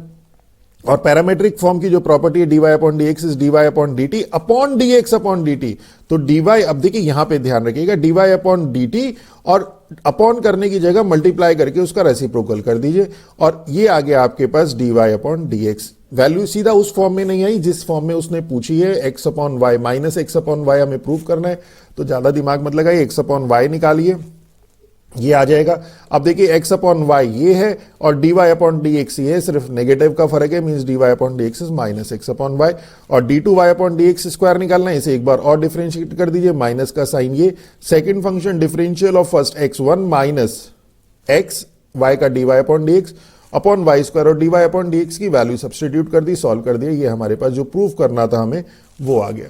इसी तरह से अगर हम इसकी बात करें, इसी को एक और मेथड से, शॉर्ट मेथड से करने की कोशिश करें, तो अगर हम t is equal to tan theta assume कर लें, तो cos 2 थीटा हो जाएगा 1 minus t square upon 1 plus t square, और साइन 2 थीटा हो जाएगा 2t upon 1 plus t square. Means जो x हमारे पास गिवन है, a 1 minus t square upon 1 plus t square हो जाएगा x is equal to a cos 2 theta, और y इज इक्वल टू हो जाएगा a साइन 2 थीटा। यहां से dx upon d theta, dy upon d theta, dy upon dx as usual, इसमें calculation कम involve है, और d2y अपॉन dx स्क्वायर वैसे ही निकलेगा जैसे आपने ऊपर निकाला। चलिए नेक्स्ट देखते हैं। तो क्वेश्चन नंबर 10 देखते हैं। The law of total probability और बेस थ्योरम का दोनों का कॉम्बिनेशन है, बहुत इजी क्वेश्चन होते हैं, इससे इजी क्वेश्चन पूरी एक्सरसाइज में कहीं नहीं मिलेंगे। 2 बॉक्स है, बॉक्स 1 2, बॉक्स 1 में 8 रेड 5 ग्रीन और 7 ब्लू बॉल्स हैं। साहिल ने क्या किया, box 1 take 1 ball from box 1 and place in box 2, means box 1 और 2 है, उसी में से एक बॉल लेके बॉक्स 2 में डालनी है। तो अब ये आपके पास बॉक्स 1 है, ये बॉक्स 2 है। बॉक्स 1 से जब बॉक्स 2 में हम एक बॉल डालेंगे तो वो रेड हो सकती है, ग्रीन हो सकती है, ब्लू हो सकती है, तो E1 ये हो गया, E2 हो गया, E3 हो गया, इनकी प्रोबेबिलिटी अलग अलग निकाल सकते हैं। Then draw 2 balls from box 2 simultaneously, उसके बाद यहां से उसे 2 बॉल्स निकालनी, तो यहां से भी निकाल सकता है, यहां से भी निकाल सकता है, यहां से भी निकाल सकता है, बाद में देखेंगे। What is the probability of Sahil selecting a green ball from box 1, तो बॉक्स 1 से ग्रीन वाला ये है, तो प्रोबेबिलिटी ऑफ E2 निकालना है, तो E2 ग्रीन मींस 5 अपॉन 8 और 5 13 20 मींस E2 आ गया 1 अपॉन 4। अब क्या कह रहा है, after Sahil transfer from A ball from box 1 to 2, यहां से एक बॉल यहां ट्रांसफर कर चुका है, वो यहां आ सकती है, यहां आ सकती है, यहां आ सकती है, कहीं पे भी जा सकती है, रेड होगी यहां, ग्रीन यहां ही, ब्लू यहां ही, तो अकॉर्डिंगली ही जो ऐड भी हो जाएगा। देखिए रेड ट्रांसफर होगी तो 8 + 1 रेड हो जाएंगी, ग्रीन ट्रांसफर होगी तो 6 हो जाएगी, और ब्लू, ये आपके कॉन्सेप्ट क्लियर होने चाहिए। बहुत इजी क्वेश्चन है, एकदम जनरल क्वेश्चन है। जो आपने प्रैक्टिस करी है, बुक में आपके क्वेश्चन है सेम रिपीट हो रहे हैं। तो क्या कह रहा है, what is the probability drawing one red and one green simultaneously from box 2। Box 2 से आपको वन रेड और वन ग्रीन, तो वन रेड वन ग्रीन यहां से भी हो सकता है, यहां से भी हो सकता है और यहां से भी, तीनों केसेस से आपका वन रेड वन ग्रीन हो सकता है। तो finally one red one green चाहिए, इसे हमने ए मान लिया। बहुत क्वेश्चन करा चुके हैं, ए बार E1 ये होगा, ये वाली प्रोबेबिलिटी है तो वन रेड वन ग्रीन ही, पर ये ए बार E2 कहलाएगी, ये भी वन रेड वन ग्रीन ही, पर ये ए बार E3 कहलाएगी। क्यों? क्योंकि E3 आपकी हो चुकी है। इसी तरह से अब आपको पता है probability of A is E1 into probability of A bar E1 plus E2 probability of A bar E2, E3 probability of A bar E3, और ये E1 हमारे पास 8/20। एक देख लेते हैं ए बार E1 क्या होगा। ए बार E1 means one red one green क्या होगा, टोटल 9 रेड है तो 9C1, वन ग्रीन 5 है, 5C1, तो 9C1 और 5C1 तो 9 इंटू 5 हो जाएगा, और टोटल 21 है। 21 बढ़ चुकी है, ध्यान रखिएगा, यहां गलती कर देते हैं कई बार। तो 21C2, सेकंड और थर्ड स्टेप ऐसे ही होगा, 21C2 हो जाएगा 21 इंटू 20 डिवाइडेड बाय 2, तो डायरेक्ट करेंगे 21 इंटू 10, और इसको जब सॉल्व करेंगे तो इस तरह से सॉल्व करिएगा कि डिनोमिनेटर में बेस सेम रहे, क्योंकि फाइनली आपको एलसीएम लेना है। तो हमने क्या किया, देखिए यहां पे 20 को डिवाइड कर दिया इससे, और 5 को 2 से, हर जगह 5 भी है 8 भी है, मींस हर जगह सेम डिवीजन किया। और अगर कहीं जैसे यहां पे 9 से 21 हो भी रहा है तो नहीं किया, हमने नहीं किया क्योंकि यहां पे नहीं मिल हो पाएगा, फिर आपको दोबारा से एलसीएम लेके वही चीज करनी पड़ेगी। तो हमने क्या किया, इसको एलसीएम ले लिया, हमारे पास आ गया ये 22/105 इज अवर आंसर। और अब यहां पे क्या कहता है, नेक्स्ट देखिए, नेक्स्ट क्या कहता है, नेक्स्ट कहता है सी, ये तो the law of total probability हो गया। Given that the ball drawn from box 2 are red and green, means जो सेकंड से निकली वो तो रेड और ग्रीन ही निकली। What is the probability that the ball transferred from box 1 to 2 was green, means ये वाली की probability निकालनी है। ये तो मिल चुकी है, हमें पता है, ये निकालनी मींस हमें E2 निकालना है। When A has happened means probability of E2 bar A, ये निकालना है। और ये बेस थ्योरम आ गई आपके पास, और ये बड़ी सिंपल होती है कि E2 into A bar E2 upon probability of A, probability of A निकाल चुके, और ये वाली टर्म भी पूरी निकाल चुके। कहां निकाली, देखिए ये निकाली, और इसे हम डायरेक्ट यूज करेंगे ये वाली से, यहां से। और ये कितना हो जाएगा, देखिए 12/210, तो 12/210 देखिए हमने यहां से रखा है, ओके। और ए जो है हमने ये जो 44/210 है, ये हमने रखा यहां से क्यों रखा, 21/105 क्यों नहीं रखा, क्योंकि 210 ये 210 कैंसिल। देखिए ये स्मार्ट आपको थोड़ी सी कैलकुलेशन करनी पड़ेगी, अदरवाइज पहले 2 इंटू 2 4 करिए, फिर 4 डिवाइडेड बाय 2 करिए, उसका कोई बेनिफिट नहीं है। तो ये सब चीजें तो प्रैक्टिस से होंगी, यहीं से आपका टाइम सेव होगा। और सी पार्ट में कहता है कि prove that the probability mentioned in C is less than 15%। तो सी में जो प्रोबेबिलिटी है 3/11 है, इसको परसेंटेज में कन्वर्ट करेंगे, मींस 27। तो ये तो आई थिंक रॉन्ग पार्ट है, आपको तो सिंपल यहां पे छोड़ देना है, बाकी प्रूव करने वाला तो कुछ है ही नहीं इसमें। चलिए नेक्स्ट देखते हैं। चलिए इसी का और करके एक पार्ट है, और करके एक पार्ट यहां पे सेकंड पार्ट है, सेम क्वेश्चन है, सेम क्वेश्चन। तो उसमें क्या कहता है, ऑन अ फेस्टिवल 2 फ्रेंड शांति और दिया, 2 हैं, आइडेंटिकल गिफ्ट बैग मिलते हैं उनको, जिसमें 7 डार्क 8 मिल्क और 5 व्हाइट चॉकलेट है। 7 डार्क 8 मिल्क और 5 व्हाइट चॉकलेट है। वट इज द प्रोबेबिलिटी, ये शांति है और ये दिया है, ये दिया ऐसे क्यों लिखा है वो देखिए, क्योंकि यहां पे क्या कहता है, what is the probability of Diya drawing a dark chocolate from Shanti. Diya ने शांति के बैग में से एक चॉकलेट निकालनी है, अब वो डार्क निकालनी है, उसकी प्रोबेबिलिटी निकालनी है, वो देखते हैं। तो ये मान लिया डार्क है, डार्क के साथ साथ मिल्क भी हो सकती है और व्हाइट भी हो सकती है। डार्क की प्रोबेबिलिटी निकालनी है तो क्या हो जाएगा, 7/7 एंड 15 20 मीन 7/20। ये फर्स्ट पार्ट, इसका ए पार्ट आपके पास 7/20 है। दूसरा क्या कहता है, while Shanti was away, Shanti तो अवे थी, Diya transferred 1 chocolate from Shanti bag to her without looking. अब दिया ने एक ट्रांसफर कर ली तो वो डार्क भी हो सकती है, मिल्क भी हो सकती है और व्हाइट भी हो सकती है, कोई सा भी हो सकता है। What is the probability of drawing a dark chocolate from Diya bag, दिया के बैग से डार्क चॉकलेट निकलनी, यहां पे डार्क चॉकलेट निकलनी, मींस ये जो दिया का बैग है इसमें से डार्क चॉकलेट निकलनी है। अगर वो ए है तो ये जो ए है वो यहां से भी मिल सकता है, जब उसने इवेंट एक्टिविटी करी, यहां से भी मिल सकता है, और यहां से भी बहुत केस करा चुके हैं। Probability of the law of total probability का केस है, ये आ जाएगा, और इसकी वैल्यू हम लोग थोड़ा सा स्मार्ट तरीके से करिएगा कैलकुलेशन, 7/20 आ जाएगी। और उसके बाद क्या कहता है, which one of the following probability is higher, कौन सी प्रोबेबिलिटी हायर है, वो कहता है probability of drawing a dark chocolate from Diya bag after the transfer, Diya के बैग से डार्क चॉकलेट, तो वो प्रोबेबिलिटी ऑफ ए की बात कर रहा है, तो प्रोबेबिलिटी ऑफ ए तो हमारे पास है 7/20। और क्या कह रहा है, the probability of drawing a dark chocolate from Shanti bag, Shanti के बैग से ड्रॉ करना है dark chocolate before the transfer, तो डार्क चॉकलेट ये वाला मींस इवन, तो इवन है आपके पास 7/20, तो ये देखिए 7/20 7/20 सेम है। इस क्वेश्चन को अगर वो देखिए, अब इसमें नोट पॉइंट हमने ये लिखा है कि इसमें तो इक्वल हायर वाला आ नहीं रहा है, हायर कब आएगा, इस क्वेश्चन को थोड़ा सा आई थिंक ये पूछना चाह रहे थे वो कि दिया के बैग से डार्क चॉकलेट निकालनी है फाइनल, इसकी प्रोबेबिलिटी, और शांति के बैग से डार्क चॉकलेट निकालनी है जब दिया के बैग से डार्क चॉकलेट निकल चुकी है, मींस इवन बार ए, बेस थ्योरम। ओके, तो उन दोनों में बताइए कौन सी वाली प्रोबेबिलिटी हायर है, तो यहां से इवन बार ए करेंगे अगर हम लोग, तो जैसे हमने प्रीवियस क्वेश्चन में किया था इवन बार ए, तो क्या हो जाएगा इवन ये, और ये वाली वैल्यू तो हम यहां से उठा के पुट कर देंगे, ये वाली सीधी सीधी, और ए की वैल्यू हमारे पास ये है, और ये वाली वैल्यू नहीं रखेंगे, 21/60 रखेंगे, क्यों, क्योंकि 8/60 से 21/60 कैंसिल होगा, 7/20 नहीं रखेंगे इसकी वैल्यू, 8।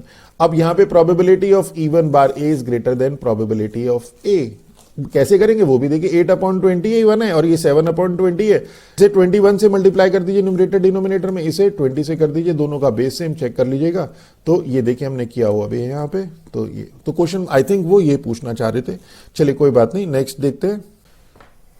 तो क्वेश्चन नंबर 11 है, Garima owns a cafe that serve burger samosa and juice bottle, तो अगर इस पे हम लोग इन जनरल देखें तो साइमल्टेनियस इक्वेशन हमें फॉर्म करनी है, मैट्रिक्स मेथड मींस मैट्रिक्स का क्वेश्चन है, Garima owns a cafe that serves burger samosa and juice bottle on a particular day, 100 item is total were solved. तो सबसे पहले हमें साइमल्टेनियसली इक्वेशन फॉर्म करनी है, तो 3 आइटम है, बर्गर है, समोसा है और जूस है, और एक पर्टिकुलर डे में 100 आइटम उसकी टोटल सोल्ड हुई, मींस एक्स अगर आपके पास बर्गर है, वाई आपके पास समोसाज हैं, जेड अगर आपके पास जूस बोतल है, तो x plus y plus z is equal to 100। Next क्या कहता है, the number of burgers sold was thrice the number of samosas sold, means number of burgers sold x is equal to thrice the number of samosas sold 3y। और third क्या कहता है, next क्या कहता है, also the number of samosas sold, that means y is equal to 10 more than the number of juice bottles sold, y is equal to 10 plus z। तो ये हमारे पास साइमल्टेनियसली इक्वेशन फॉर्म हो गई, इसको हम लोगों ने x is equal to जो 3y है, इसे x minus 3y is equal to 0, y is equal to 10 plus z, y minus z is equal to 0। तो ये आपके पास आ गई साइमल्टेनियस इक्वेशन, और इसे मैट्रिक्स फॉर्म में कन्वर्ट करने के लिए we can write this equation as this, जिसके एक्स वाई जेड के कॉफिशेंट 1 1 1, यहाँ पे 1 -3 0, और यहाँ पे देखिए y का कॉफिशेंट 1 है, x का कॉफिशेंट 0, y का 1 है और z का -1, ये x y z is equal to 100 0 and 10। तो ये आपके पास ax is equal to b आ गया, से where a is equal to this, ये आपके पास जो मैट्रिक्स है ये a है, ये x है और ये आपके पास b है। तो यहां तक तो आपके पास ये हमने साइमल्टेनियस इक्वेशन फॉर्म कर दी। आप क्या कहते हैं, सेकंड पार्ट में ये फर्स्ट पार्ट कंप्लीट हो गया, solve the set of equation form by matrix method, matrix method से सॉल्व करना है, तो ये हमने ax is equal to b की फॉर्म में लिख दिया, a x और b हमें सॉल्व करना है, मींस x की वैल्यू फाइंड करनी है, मींस इस मैट्रिक्स x की वैल्यू फाइंड करनी है, means x y z find करना है। तो यहां से ax is equal to b है, तो x is equal to a inverse निकालने के बाद उसकी b से मल्टीप्लाई कर देंगे और फिर x और इसको इक्वेट करा देंगे और जो एलिमेंट है उनको कंपेयर कर देंगे। तो बस सिंपल इतना ही है इसका वर्किंग रूल। तो ये हम लोगों ने एडजॉइंट निकाला, एडजॉइंट के लिए कोफैक्टर निकाल दी, a11 a12 a13 21 22 23 31 32 33। तो एडजॉइंट है ट्रांसपोज ऑफ कोफैक्टर मैट्रिक्स, तो a11 a21, देखिए ये वाला जो a11 a21 है ये यहां पे आएगा, ओके, a12 22 32 ये यहां पे आएगा, transpose of cofactor matrix, okay. और उसके बाद ये हमारे पास एडजॉइंट ए निकल, पूरा उसको सॉल्व करने की जरूरत नहीं है। हम लोगों के पास एक प्रॉपर्टी होती है कि अगर हमारे पास कोफैक्टर निकल चुके हैं तो किसी भी एक रो या किसी भी एक कॉलम के कोफैक्टर हैं तो कॉरस्पॉन्डिंग एलिमेंट से मल्टीप्लाई कर दीजिए। मींस ये जो A11 है, देखिए ये A11 into A11, A12 into this और A13 इंटू दिस A13, तो ये तो कोफैक्टर है, इसकी मल्टीप्लाई कॉरस्पॉन्डिंग एलिमेंट से, तो वही हमने यहाँ पे किया। तो डायरेक्ट आपको वैसे भी सॉल्व करना आता ही है, यहाँ पे हम लोग थोड़ा सा शॉर्ट हो जाता है और ये 5 आ जाएगा। तो यहाँ से हमारे पास निकल गया A इनवर्स, यहाँ से आ गया हमारे पास A इनवर्स, और इस A इनवर्स की हम B से मल्टीप्लाई कर देंगे तो x is equal to A inverse B था। ये हमारे पास A इनवर्स है, इसकी हमने B से मल्टीप्लाई कर दी, सॉल्व कर दिया, ये हमारे पास आ गया। तो 66 burger, 22 samosas and 12 juice bottle is our answer. चलिए नेक्स्ट देखते हैं। क्वेश्चन नंबर 12 है कि सॉल्व दिस इक्वेशन। तो इसके लिए अब आप सारे मेथड अप्लाई करके देखिएगा, जो भी 4-5 मेथड है आपके पास, कि इसमें वेरिएबल सेपरेट हो पा रहे हैं कि नहीं है, होमोजीनियस है कि नहीं है। तो होमोजीनियस तो दिख रहा है हमारे पास, रिड्यूसिबल टू वेरिएबल सेपरेबल है कि नहीं है, वो भी नहीं है। तो अगर हम इसे ध्यान से देखें, अगर हम यहाँ पे एक्स क्यूब से इसे डिवाइड कर दें तो ये आ जाएगा dy, और इस dy इसे dx को हम इस साइड पे ले आए तो dy अपॉन dx, और एक्स क्यूब से हमने डिवाइड कर दिया तो ये टर्म आ गई। इसे हमने थोड़ा सॉल्व कर दिया, xy अपॉन एक्स क्यूब और 1 अपॉन एक्स क्यूब, और 1 अपॉन एक्स क्यूब को हम राइट साइड में ले गए। अब आपको ध्यान अब दिखना शुरू हो गया होगा कि this is in the form of dy upon dx plus py is equal to q। Compare करेंगे तो p की वैल्यू ये आ गई, q ये आ गया। इसका solution y into integrating factor is equal to whole integral q into integrating factor dx plus c होता है। इंटीग्रेटिंग फैक्टर निकालेंगे e raise to the power integral p dx, तो 1 upon integral 1 upon x square is minus 1 upon x, ये integrating factor आ गया। y into integrating factor is equal to whole integral q into integrating factor dx plus c। अब सिर्फ ये एक term है जिसको आपको ध्यान देना है यहाँ पे कि इसका इंटीग्रेशन कैसे होगा। तो बहुत इजी है, यहाँ पे देखिए आपके पास माइनस 1 अपॉन एक्स है, अगर आप इसे t एज्यूम कर लेंगे तो 1 अपॉन एक्स स्क्वायर dx तो dt हो जाएगा, means 1 upon x square dx, ये एक्स क्यूब है। आप कहेंगे सर यहाँ तो एक्स क्यूब है, कोई बात नहीं, 1 अपॉन एक्स स्क्वायर तो एडजस्ट हो गया, जो एक 1 अपॉन एक्स बचा है वो माइनस टी हो जाएगा। तो देखिए ये हम लोगों ने वही स्टेप यहाँ पे किए, 1 अपॉन एक्स स्क्वायर dx, इस 1 अपॉन एक्स क्यूब को लिखा 1 upon x square into 1 upon x, तो ये 1 अपॉन एक्स स्क्वायर dx के साथ तो dt हो जाएगा, ये 1 अपॉन एक्स माइनस टी हो जाएगा, ये माइनस साइन यहाँ पे आ गया, e raise to the power t. और ये वैसे ही तो क्वेश्चन भी अभी हम लोगों ने सॉल्व किया था, 2 मार्क्स का था, integral x e raise to the power x dx, तो ये आपके पास यहाँ पे आ गया। अब यहाँ पे क्या है, ये कंडीशन गिवन है कि y is equal to 3 minus e when x is equal to 1/2। बहुत सिंपल होते हैं कि जो सॉल्यूशन आपके पास आया यहाँ से e raise to the power minus 1 upon x से पूरी इक्वेशन को मल्टीप्लाई कर देंगे तो ये वाला यहाँ पे आ जाएगा c के साथ e raise to the power 1 upon x आ जाएगा। तो ये तो आपके पास सॉल्यूशन मिल गया, जर्नल सॉल्यूशन। अब हमारे पास हमें वैसे बेसिकली पर्टिकुलर सॉल्यूशन फाइंड करना है y when x is equal to 1। तो किसी एक पर्टिकुलर वैल्यू पे जब हमें y की वैल्यू फाइंड करनी होती है उसी को पर्टिकुलर सॉल्यूशन कहते हैं, नाम से ही क्लियर हो रहा है। तो यहां पे हमारे पास y की वैल्यू है और y इज इक्वल टू, जो गिवन कंडीशन है कि y इज इक्वल टू, देखिए यहाँ पे 3 minus e when x is equal to 1/2। तो ये कंडीशन दी होती है जब हमें इसकी हेल्प से हमारे पास कांस्टेंट की वैल्यू निकल जाती है। तो देखते कैसे, y is equal to 3 minus e when x is equal to 2, इस इक्वेशन 2 में हम सब्सटीट्यूट कर देंगे y की वैल्यू और x की वैल्यू। तो c इज इक्वल टू, यहाँ पे क्या है, c is equal to minus 1 upon e आ गया, सिंपल सॉल्व किया। और उसके बाद इस c की वैल्यू उठाकर हमने यहां पे सब्सटीट्यूट कर दी। तो जब 1 अपॉन ई रखेंगे तो e की पावर, ये 1 अपॉन एक्स है और ये e है, तो e की पावर 1 अपॉन एक्स माइनस 1 हो जाएगा। ठीक है, तो ये हमारे पास सॉल्यूशन आ गया। और ये भी हमें नहीं, हमें पर्टिकुलर सॉल्यूशन लेना है, मींस y की वैल्यू निकालनी है when x is equal to 1। तो x इज इक्वल टू 1 रखेंगे तो 1 upon 1 plus 1 2 minus e raise to the power 0 1 हो जाएगा, और यहां से आपके पास y की वैल्यू आ जाएगी 1। बहुत सिंपल है, सिंपल कैलकुलेशन, और ऐसा कुछ एक्स्ट्रा ऑर्डिनरी इसमें नहीं है। हाँ, ये क्वेश्चन जो इसका सेकंड पार्ट है ये थोड़ा सा ट्रिकी क्वेश्चन है, इसमें आपको स्टेप ध्यान रखना पड़ेगा। देखिए अगर इसमें स्टेप आपको ध्यान है तो ये क्वेश्चन होगा, अदरवाइज ये आप ट्राई करते रहेंगे बहुत लेंथी हो जाएगा। तो कुछ क्वेश्चंस ऐसे हैं जिनके पर्टिकुलर मेथड है, उनमें से ही ये क्वेश्चन है। तो इसमें अगर आपको देखिए, वैसे इन जनरल जैसे हम लोगों ने इसके ऊपर पूरी एक बेस्ड एक एक्सरसाइज थी जिसमें डिनोमिनेटर में x raise to the power 4 plus 1 वाली टर्म थी, न्यूमरेटर में एक्स स्क्वायर था, वहां हमने आपको बताया भी था। तो देखिए हमने बताया था कि न्यूमरेटर में अगर कुछ इस तरह का होता था x square plus 1 upon x raise to the power 4, तो एक्स स्क्वायर से न्यूमरेटर डिनोमिनेटर को डिवाइड करते थे 1 plus 1 upon x square plus 1 upon x square.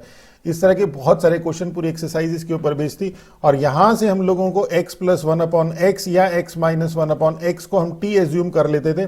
Depend करता था न्यूमरेटर में क्या। जैसे न्यूमरेटर में यहां पे 1 प्लस 1/x स्क्वायर है, तो जब हम इसको t एज्यूम करेंगे तो हमें x 1 माइनस 1/x स्क्वायर मिलेगा। लाना है हमें 1 प्लस 1/x स्क्वायर। तो अगर हम इसको t एज्यूम करेंगे तो इसको डिफरेंशिएट करेंगे तो 1 प्लस 1/x स्क्वायर मिलेगा, देखिए न्यूमरेटर। ओके, तो ये करना है या ये करना है, ये डिपेंड करता है कि न्यूमरेटर में। इसी तरह से इसको परफेक्ट स्क्वायर बनाने के लिए उसी के अकॉर्डिंग +2 करें या -2 करें। तो ये क्वेश्चन आप कर चुके हैं ऑलरेडी, हम लोग ऐसे ही मान के चल रहे हैं।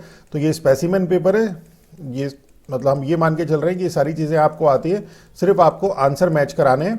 तो यहां पे स्टेप ध्यान रखना है कि ये एक्स स्क्वायर, ये आपके पास 1/2, 2 से हमने डिवाइड किया, 2 से मल्टीप्लाई किया, 2x स्क्वायर को हमने x square plus x square कर दिया। अब डिनोमिनेटर में x raise to the power 4 + 1 है, तो इस x स्क्वायर के साथ +1 और इसके साथ -1 ये कर दिया। अब this upon this and this upon this, ये दो अलग अलग हमारे पास इंटीग्रेशन आ गए। आप चाहे तो इसको I1 और इसको I2 लिख के कर सकते हैं, हमने एक साथ ही सॉल्व कर लिया। अब यहां पे लोगों ने x स्क्वायर कॉमन लेके न्यूमरेटर और डिनोमिनेटर में कैंसिल आउट कर दिया, तो ये आ गया, देखिए। ओके, ये यहां तक आया। और फिर हमने इसमें -2 + 2 किया। वो माइनस पहले और प्लस क्यों किया वो अभी बताऊंगा मैं आपको। इसी तरह से यहां पे भी हमने x स्क्वायर न्यूमरेटर डिनोमिनेटर से कॉमन लिया और हमारे पास ये टर्म आ गई। ये +2 वाली कैसे आई वो बताते हैं। अब ये आपको समझ में आ गया होगा कि x square plus 1/x square है, तो इसे परफेक्ट स्क्वायर बनाना है। इसे x प्लस 1/x भी बना सकते हैं, x माइनस 1/x भी बना सकते हैं। हमें देखना होता है ये, अगर यहां पे प्लस आ रहा है तो मींस x माइनस 1/x को जब आप डिफरेंशिएट करोगे तो ये मिलेगा। तो इसलिए हम इसे x माइनस 1/x का स्क्वायर बनाएंगे, इसलिए -2 लिया। तो ये x माइनस 1/x का होल स्क्वायर +2 हो गया। और यहां पे न्यूमरेटर में x 1 माइनस 1/x स्क्वायर, तो हमें डिनोमिनेटर में x प्लस 1/x चाहिए, इसलिए ये +2 हमने ये लिया, ये वाला +2 लिया और ये -2। तो देखिए इसमें और इसमें क्या फर्क है, दोनों में 2 ऐड हुआ, पर यहां पे हमने x माइनस 1/x का होल स्क्वायर बनाया, यहां पे हमने x प्लस 1/x का होल स्क्वायर बनाया। अब इसमें हमने x माइनस 1/x को से p एज्यूम कर लिया। दोनों स्टेप्स को हम पैरेलली सॉल्व कर रहे हैं, अदरवाइज तो नॉर्मली ये I1 I2 मान के करते हैं, अननेसेसरली करने की जरूरत नहीं है। सिंपल एक ही स्टेप में कर दीजिए, टाइम भी सेव होगा। तो यहां पे आपके पास x माइनस 1/x को p, तो इसको डिफरेंशिएट कर दिया, 1 plus 1/x square dx is equal to dp। तो ये dx with 1 plus 1/x square तो dp हो गया। ये हो गया p स्क्वायर प्लस √2 का स्क्वायर, देखिए ये आ गया dp 1/p स्क्वायर प्लस √2 का होल स्क्वायर dp। और इसी तरह से इसको हमने t एज्यूम कर लिया और 1 minus 1/x square dx dt हो गया, देखिए ये। और ये हो गया टी स्क्वायर माइनस √2 का स्क्वायर। ये तो यहां पे तो लगेगा x square plus a square means 1/a tan inverse x upon a, और यहां पे लगेगा 1/x square minus a square means 1/2a log modulus x minus a upon x plus a। और t की वैल्यू रख देंगे x प्लस 1/x यहां पे, और यहां पे p की वैल्यू रखेंगे x माइनस 1/x। t की वैल्यू x प्लस 1/x रखेंगे और x एलसीएम लेके पूरी इक्वेशन में न्यूमरेटर और डिनोमिनेटर से कैंसिल। एक स्टेप हमने यहां डायरेक्ट कर रखा है, शॉर्ट कर दिया, तो ये हम लोगों के पास आंसर आ जाएगा। इसी तरह से नेक्स्ट क्वेश्चन देखते हैं। क्वेश्चन नंबर 13 है कि chief wants to build a cuboidal water tank with a square base. तो हमारे पास क्यूबाइडल वाटर टैंक है, उसका जो बेस है वो स्क्वायर है। तो हमने इसको जो वैसे ये डायग्राम तो दे रखा है, हमने ये थोड़ा सा पार्ट हमने इसमें एक्सटेंड कर दिया। अब इसकी शेप क्यूबाइड की लगने लगी है। तो इसका जो बेस है ये वाला पार्ट, ये स्क्वायर है, ये स्क्वायर है, ये स्क्वायर है मींस इसकी लेंथ और विड्थ सेम है। तो हमने मान लिया कि इसकी लेंथ x है और विड्थ भी x है, और हाइट हमने मान ली कि इसकी हाइट जो है वो y है ये। ओके, तो आई थिंक अभी क्लियर हो गया। अब क्या कहता है कि with square base and open top, जो इसका टॉप है ये वाला, ये ओपन है। मींस जब हम इसे बनाएंगे किसी भी मेटल से, स्टेनलेस स्टील से बना हुआ है ये, तो यहां पे तो कोई स्टेनलेस स्टील नहीं लगेगी। मींस अगर आपको ध्यान हो, इसे बनाने के लिए सरफेस एरिया की बात हम करते हैं। तो क्या कहते हैं, the cost of the stainless steel sheet required for the construction is ₹60,000 पर स्क्वायर मीटर। कि जो कॉस्ट है स्टेनलेस स्टील की वो 60,000 पर स्क्वायर मीटर है। Find the dimension of tank that will minimise the cost of stainless steel. Stainless steel की cost को मिनिमाइज करना है, पर कॉस्ट किसकी है, स्टेनलेस स्टील की। इट मींस कि कितना स्टेनलेस स्टील लगेगा, अगर कम लगेगा तो कॉस्ट कम आएगी और अगर ज्यादा लगेगा तो कॉस्ट ज्यादा आएगी। मींस हम लोगों को स्टेनलेस स्टील की जो क्वांटिटी है, मींस, और स्टेनलेस स्टील कहां पे लग रहा है, उसके सरफेस पे लग रहा है। मींस उसके सरफेस एरिया को, जो भी उसका टोटल सरफेस एरिया है उसको मिनिमाइज करना है। तो अब आपको आई थिंक क्लियर हो गया होगा कि हमारे पास क्वेश्चन में क्या है कि टू मिनिमाइज सरफेस एरिया है। ये हम लोगों के पास एप्लीकेशन ऑफ डेरिवेटिव का क्वेश्चन है, मैक्सिमाइजेशन मिनिमाइजेशन का। यहाँ पे दो स्टेप आते हैं, बहुत इंपॉर्टेंट होते हैं कि एक हम लोगों को चीज, एक हमारे पास क्वांटिटी गिवन होती है और एक हमें देखना होता है कि किसको हमें मैक्सिमाइज या मिनिमाइज करना है। तो वॉल्यूम उसका 50,000 लीटर है, ये हमारे पास गिवन है। और हमेशा ध्यान रखिए कि 1000 litre is equal to 1 cubic metre होता है, 1 क्यूबिक मीटर होता है, ये ध्यान रखिएगा। तो यहां पे डायरेक्ट क्यूबिक मीटर में वॉल्यूम नहीं दे रखा है, 50,000 लीटर में दे रखा है। यहां पे अक्सर स्टूडेंट किसी भी चीज को हम जब रिवाइज नहीं करते हैं तो भूल जाते हैं। तो ये हमने बहुत जूनियर क्लासेस में स्टडी किया था, उसके बाद बहुत रेयर यूज होता है कि लीटर को क्यूबिक मीटर में कन्वर्ट करिए। तो अब आप रिकॉल कर लीजिए, इसमें कोई ऐसी प्रॉब्लम नहीं है। और यहाँ पे आपके पास वॉल्यूम 50 लीटर हो गया, 50 मीटर क्यूब हो गया, 50,000 लीटर मींस 50 मीटर क्यूब। तो हमने ये मान लिया कि x be the length and width of the base, ये वाला इसकी लेंथ और विड्थ x है और हाइट इसकी y है। तो वॉल्यूम इसका कितना होगा, x square, x into x, x into x into y, ये means x square into y means ये, और दिया हुआ ये 50,000 लीटर मीन्स 50 मीटर क्यूब। तो ये आपके पास एक इक्वेशन हो गई। और मैक्सिमाइजेशन मिनिमाइजेशन के वर्ड प्रॉब्लम के क्वेश्चन बहुत इजी होते हैं, यकीन मानिए क्वेश्चन को पकड़ना होता है सिर्फ। यहां पे आपके पास एक कंडीशन गिवन होती है और एक हम लोगों को मैक्सिमाइजेशन या मिनिमाइजेशन किसी चीज का फाइंड करना होता है। तो जो गिवन होती है उससे हम लोग एक वेरिएबल दूसरे में कन्वर्ट करके जिसको मिनिमाइज करना है उसे सिंगल वेरिएबल में कन्वर्ट कर लेते हैं। ये हमारा वर्किंग मेथड होता है। तो ये हमारे पास गिवन है। अब हमें मिनिमाइज करना है cost of stainless steel sheet को।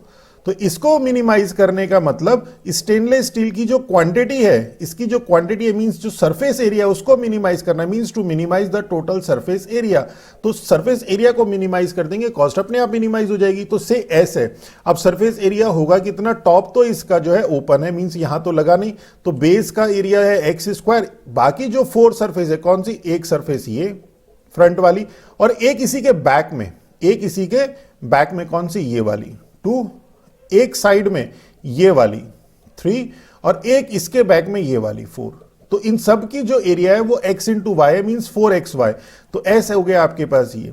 अब हम इक्वेशन 1 से y की वैल्यू, यहां से y की वैल्यू 50/x² इसमें सब्सटीट्यूट कर देंगे। तो ये s इज इक्वल टू आ गया, मीन्स x² प्लस 200/x। इसको मिनिमाइज करना है तो ds/dx निकालिए, दिस ds/dx निकालिए, उसको 0 के इक्वल रखिए, आपको पॉइंट मिलेंगे, x की वैल्यू मिलेगी। उन x की वैल्यू से फिर हम लोग पहले d2s/dx² निकालेंगे और उन पॉइंट को चेक करेंगे कि d2s/dx² आपकी नेगेटिव है कि पॉजिटिव है। ये हमारा वर्किंग स्टैंडर्ड वर्किंग रूल है, सबको आपको पता होना चाहिए।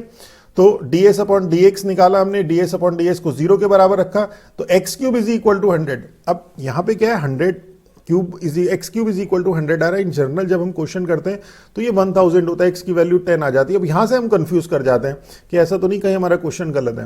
तो यहां पे आपको कॉन्फिडेंस की भी जरूरत है कि आपको अपने पे कॉन्फिडेंस होना चाहिए। और यहां पे अगर एक बार डाउट हो रहा है कोई बात नहीं, आप एक बार चेक कर लीजिए ऊपर से कि कोई स्टेप छूट तो नहीं गया। और अगर आपको लगता है कि कोई स्टेप नहीं छूटा तो आगे प्रोसीड कीजिए विद 100% कॉन्फिडेंस। तो क्यूब रूट ऑफ 100 इज 4.64, फिर d2s/dx² निकाला, ये आया।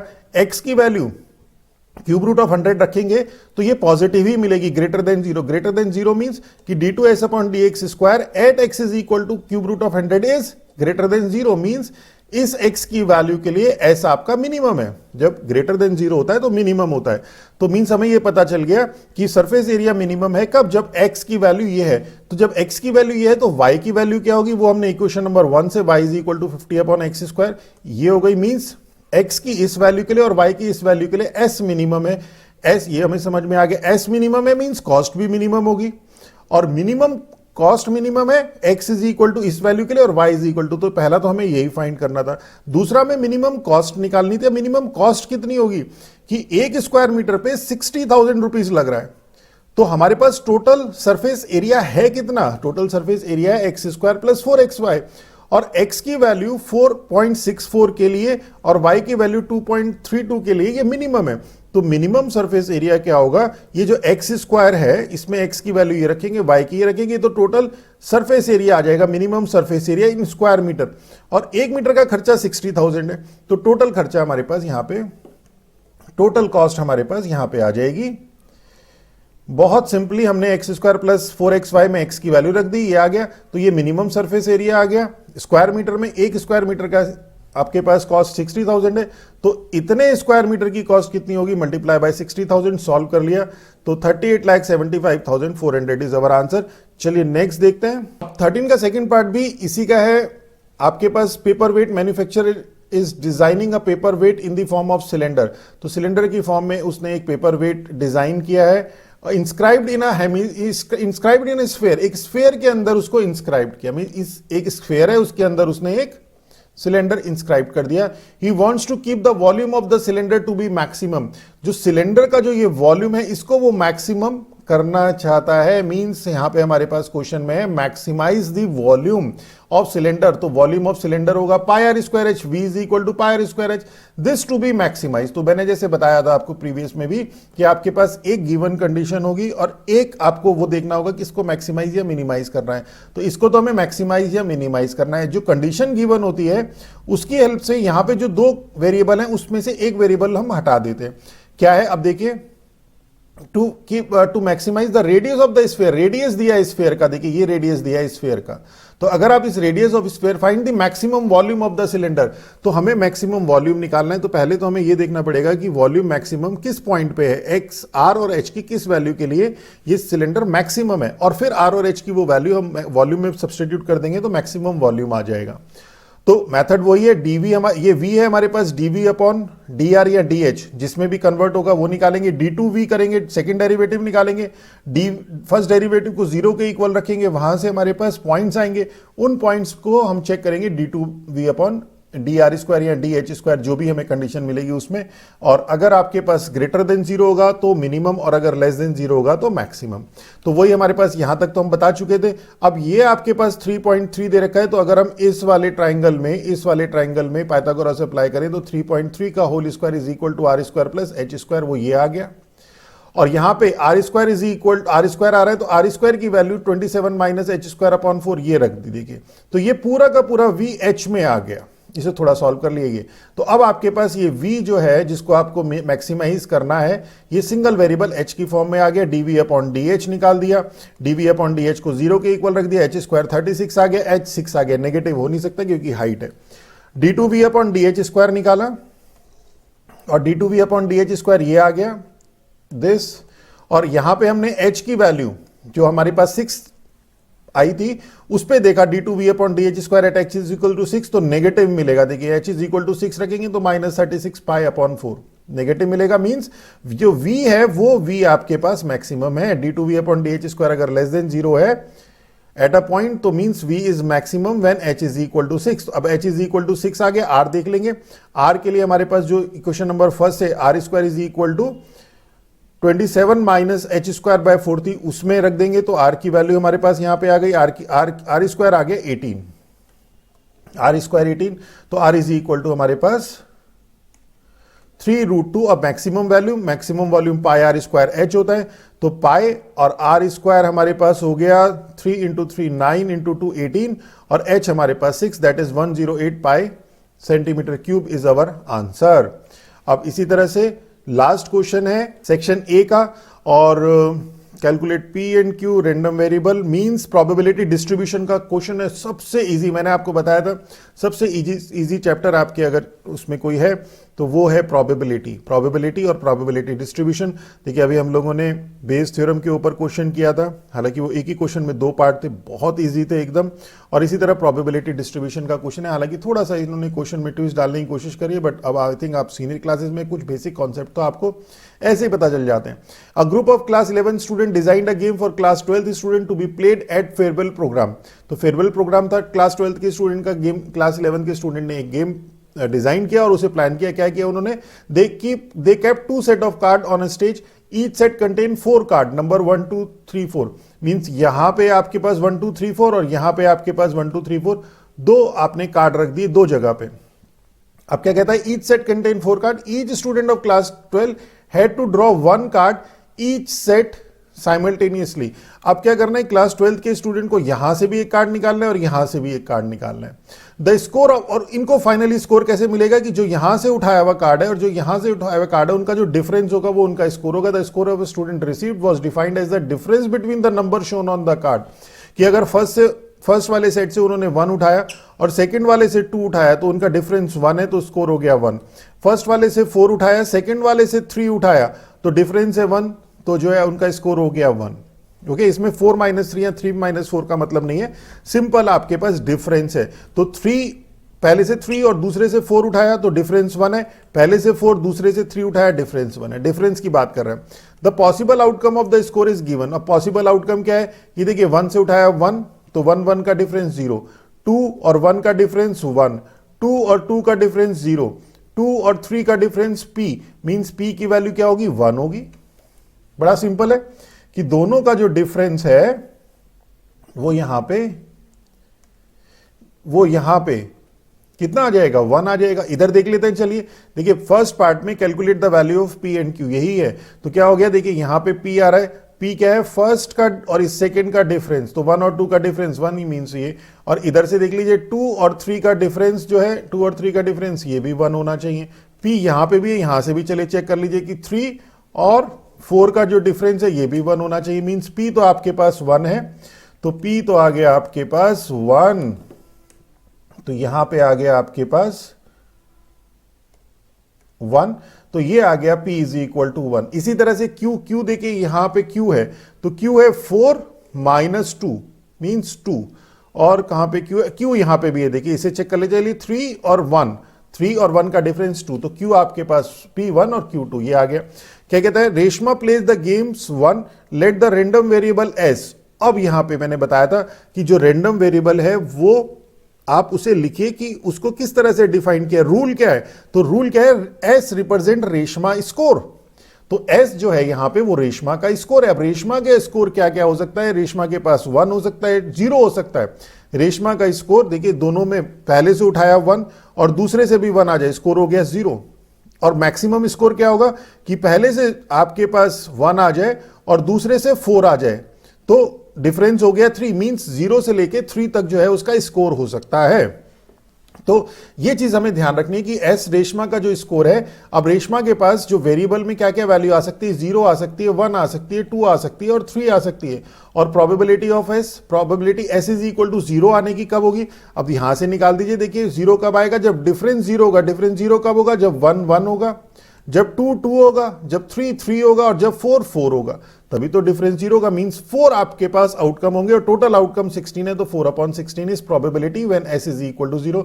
इसी तरह 1 कब होगा, जब 1, तो 1 कब होगा, तो 1 के लिए देखिए 1 2 और 2 1 और 2 3 और दिस 3 2, ओके, और 4 3 और दिस 3 4, तो टोटल 6 हो गए, तो 6/16। इसी तरह से 2 के लिए 4/16, 3 के लिए 2/16। आप चाहें तो यहां पे p और q की वैल्यू रख दीजिए और ये जो 0 1 2 3 है डायरेक्ट ही काउंट कर लीजिए, एक ही बात है। अब तो ये हमारे पास आ गया रेशमा, तो हमने यहां पे ये वाली प्रोबेबिलिटी डिस्ट्रीब्यूशन टेबल भी तैयार करा दी। फिर कहता है find the probability that Reshma score is at most 2। At most 2 का मतलब है, एट मोस्ट 2 का मतलब है ज्यादा से ज्यादा 2 होना चाहिए, मीन 0 + 1 + 2, तो 0 की probability 4/16 + 6/16 means 10/16 + 4/16 means 14/16 is our answer, mean 7/8। Next कहते हैं फाइंड रेशमास एक्सपेक्टेड स्कोर, और एक्सपेक्टेड स्कोर मींस मीन की अगर हम बात करें that is this is summation, this is summation. ये पे हमारे पास समेशन है, समेशन ऑफ SI है ये, तो SI मींस S0 P0, तो 0 इंटू ये वाली वैल्यू है, देखिए 0 into 4/16 plus 1 into 6/16 plus 2 into 4/16 plus 3 into 2/16 ये किया, एंड दिस इज 20/16। ये एक्सपेक्टेड स्कोर है जिसे एवरेज या मीन कहते हैं। 5/4 इज अवर आंसर। तो this is all about your part A. तो पार्ट ए के जो 14 क्वेश्चन थे जिसका टोटल मार्क्स वेटेज 65 था, वो हम लोगों ने यहाँ पे कंप्लीट सॉल्व करवा दिया है। अगर हमारा लेक्चर अच्छा लगे तो हमारे चैनल को सब्सक्राइब कीजिए, अपने फ्रेंड्स के साथ शेयर कीजिए। With that all, thank you.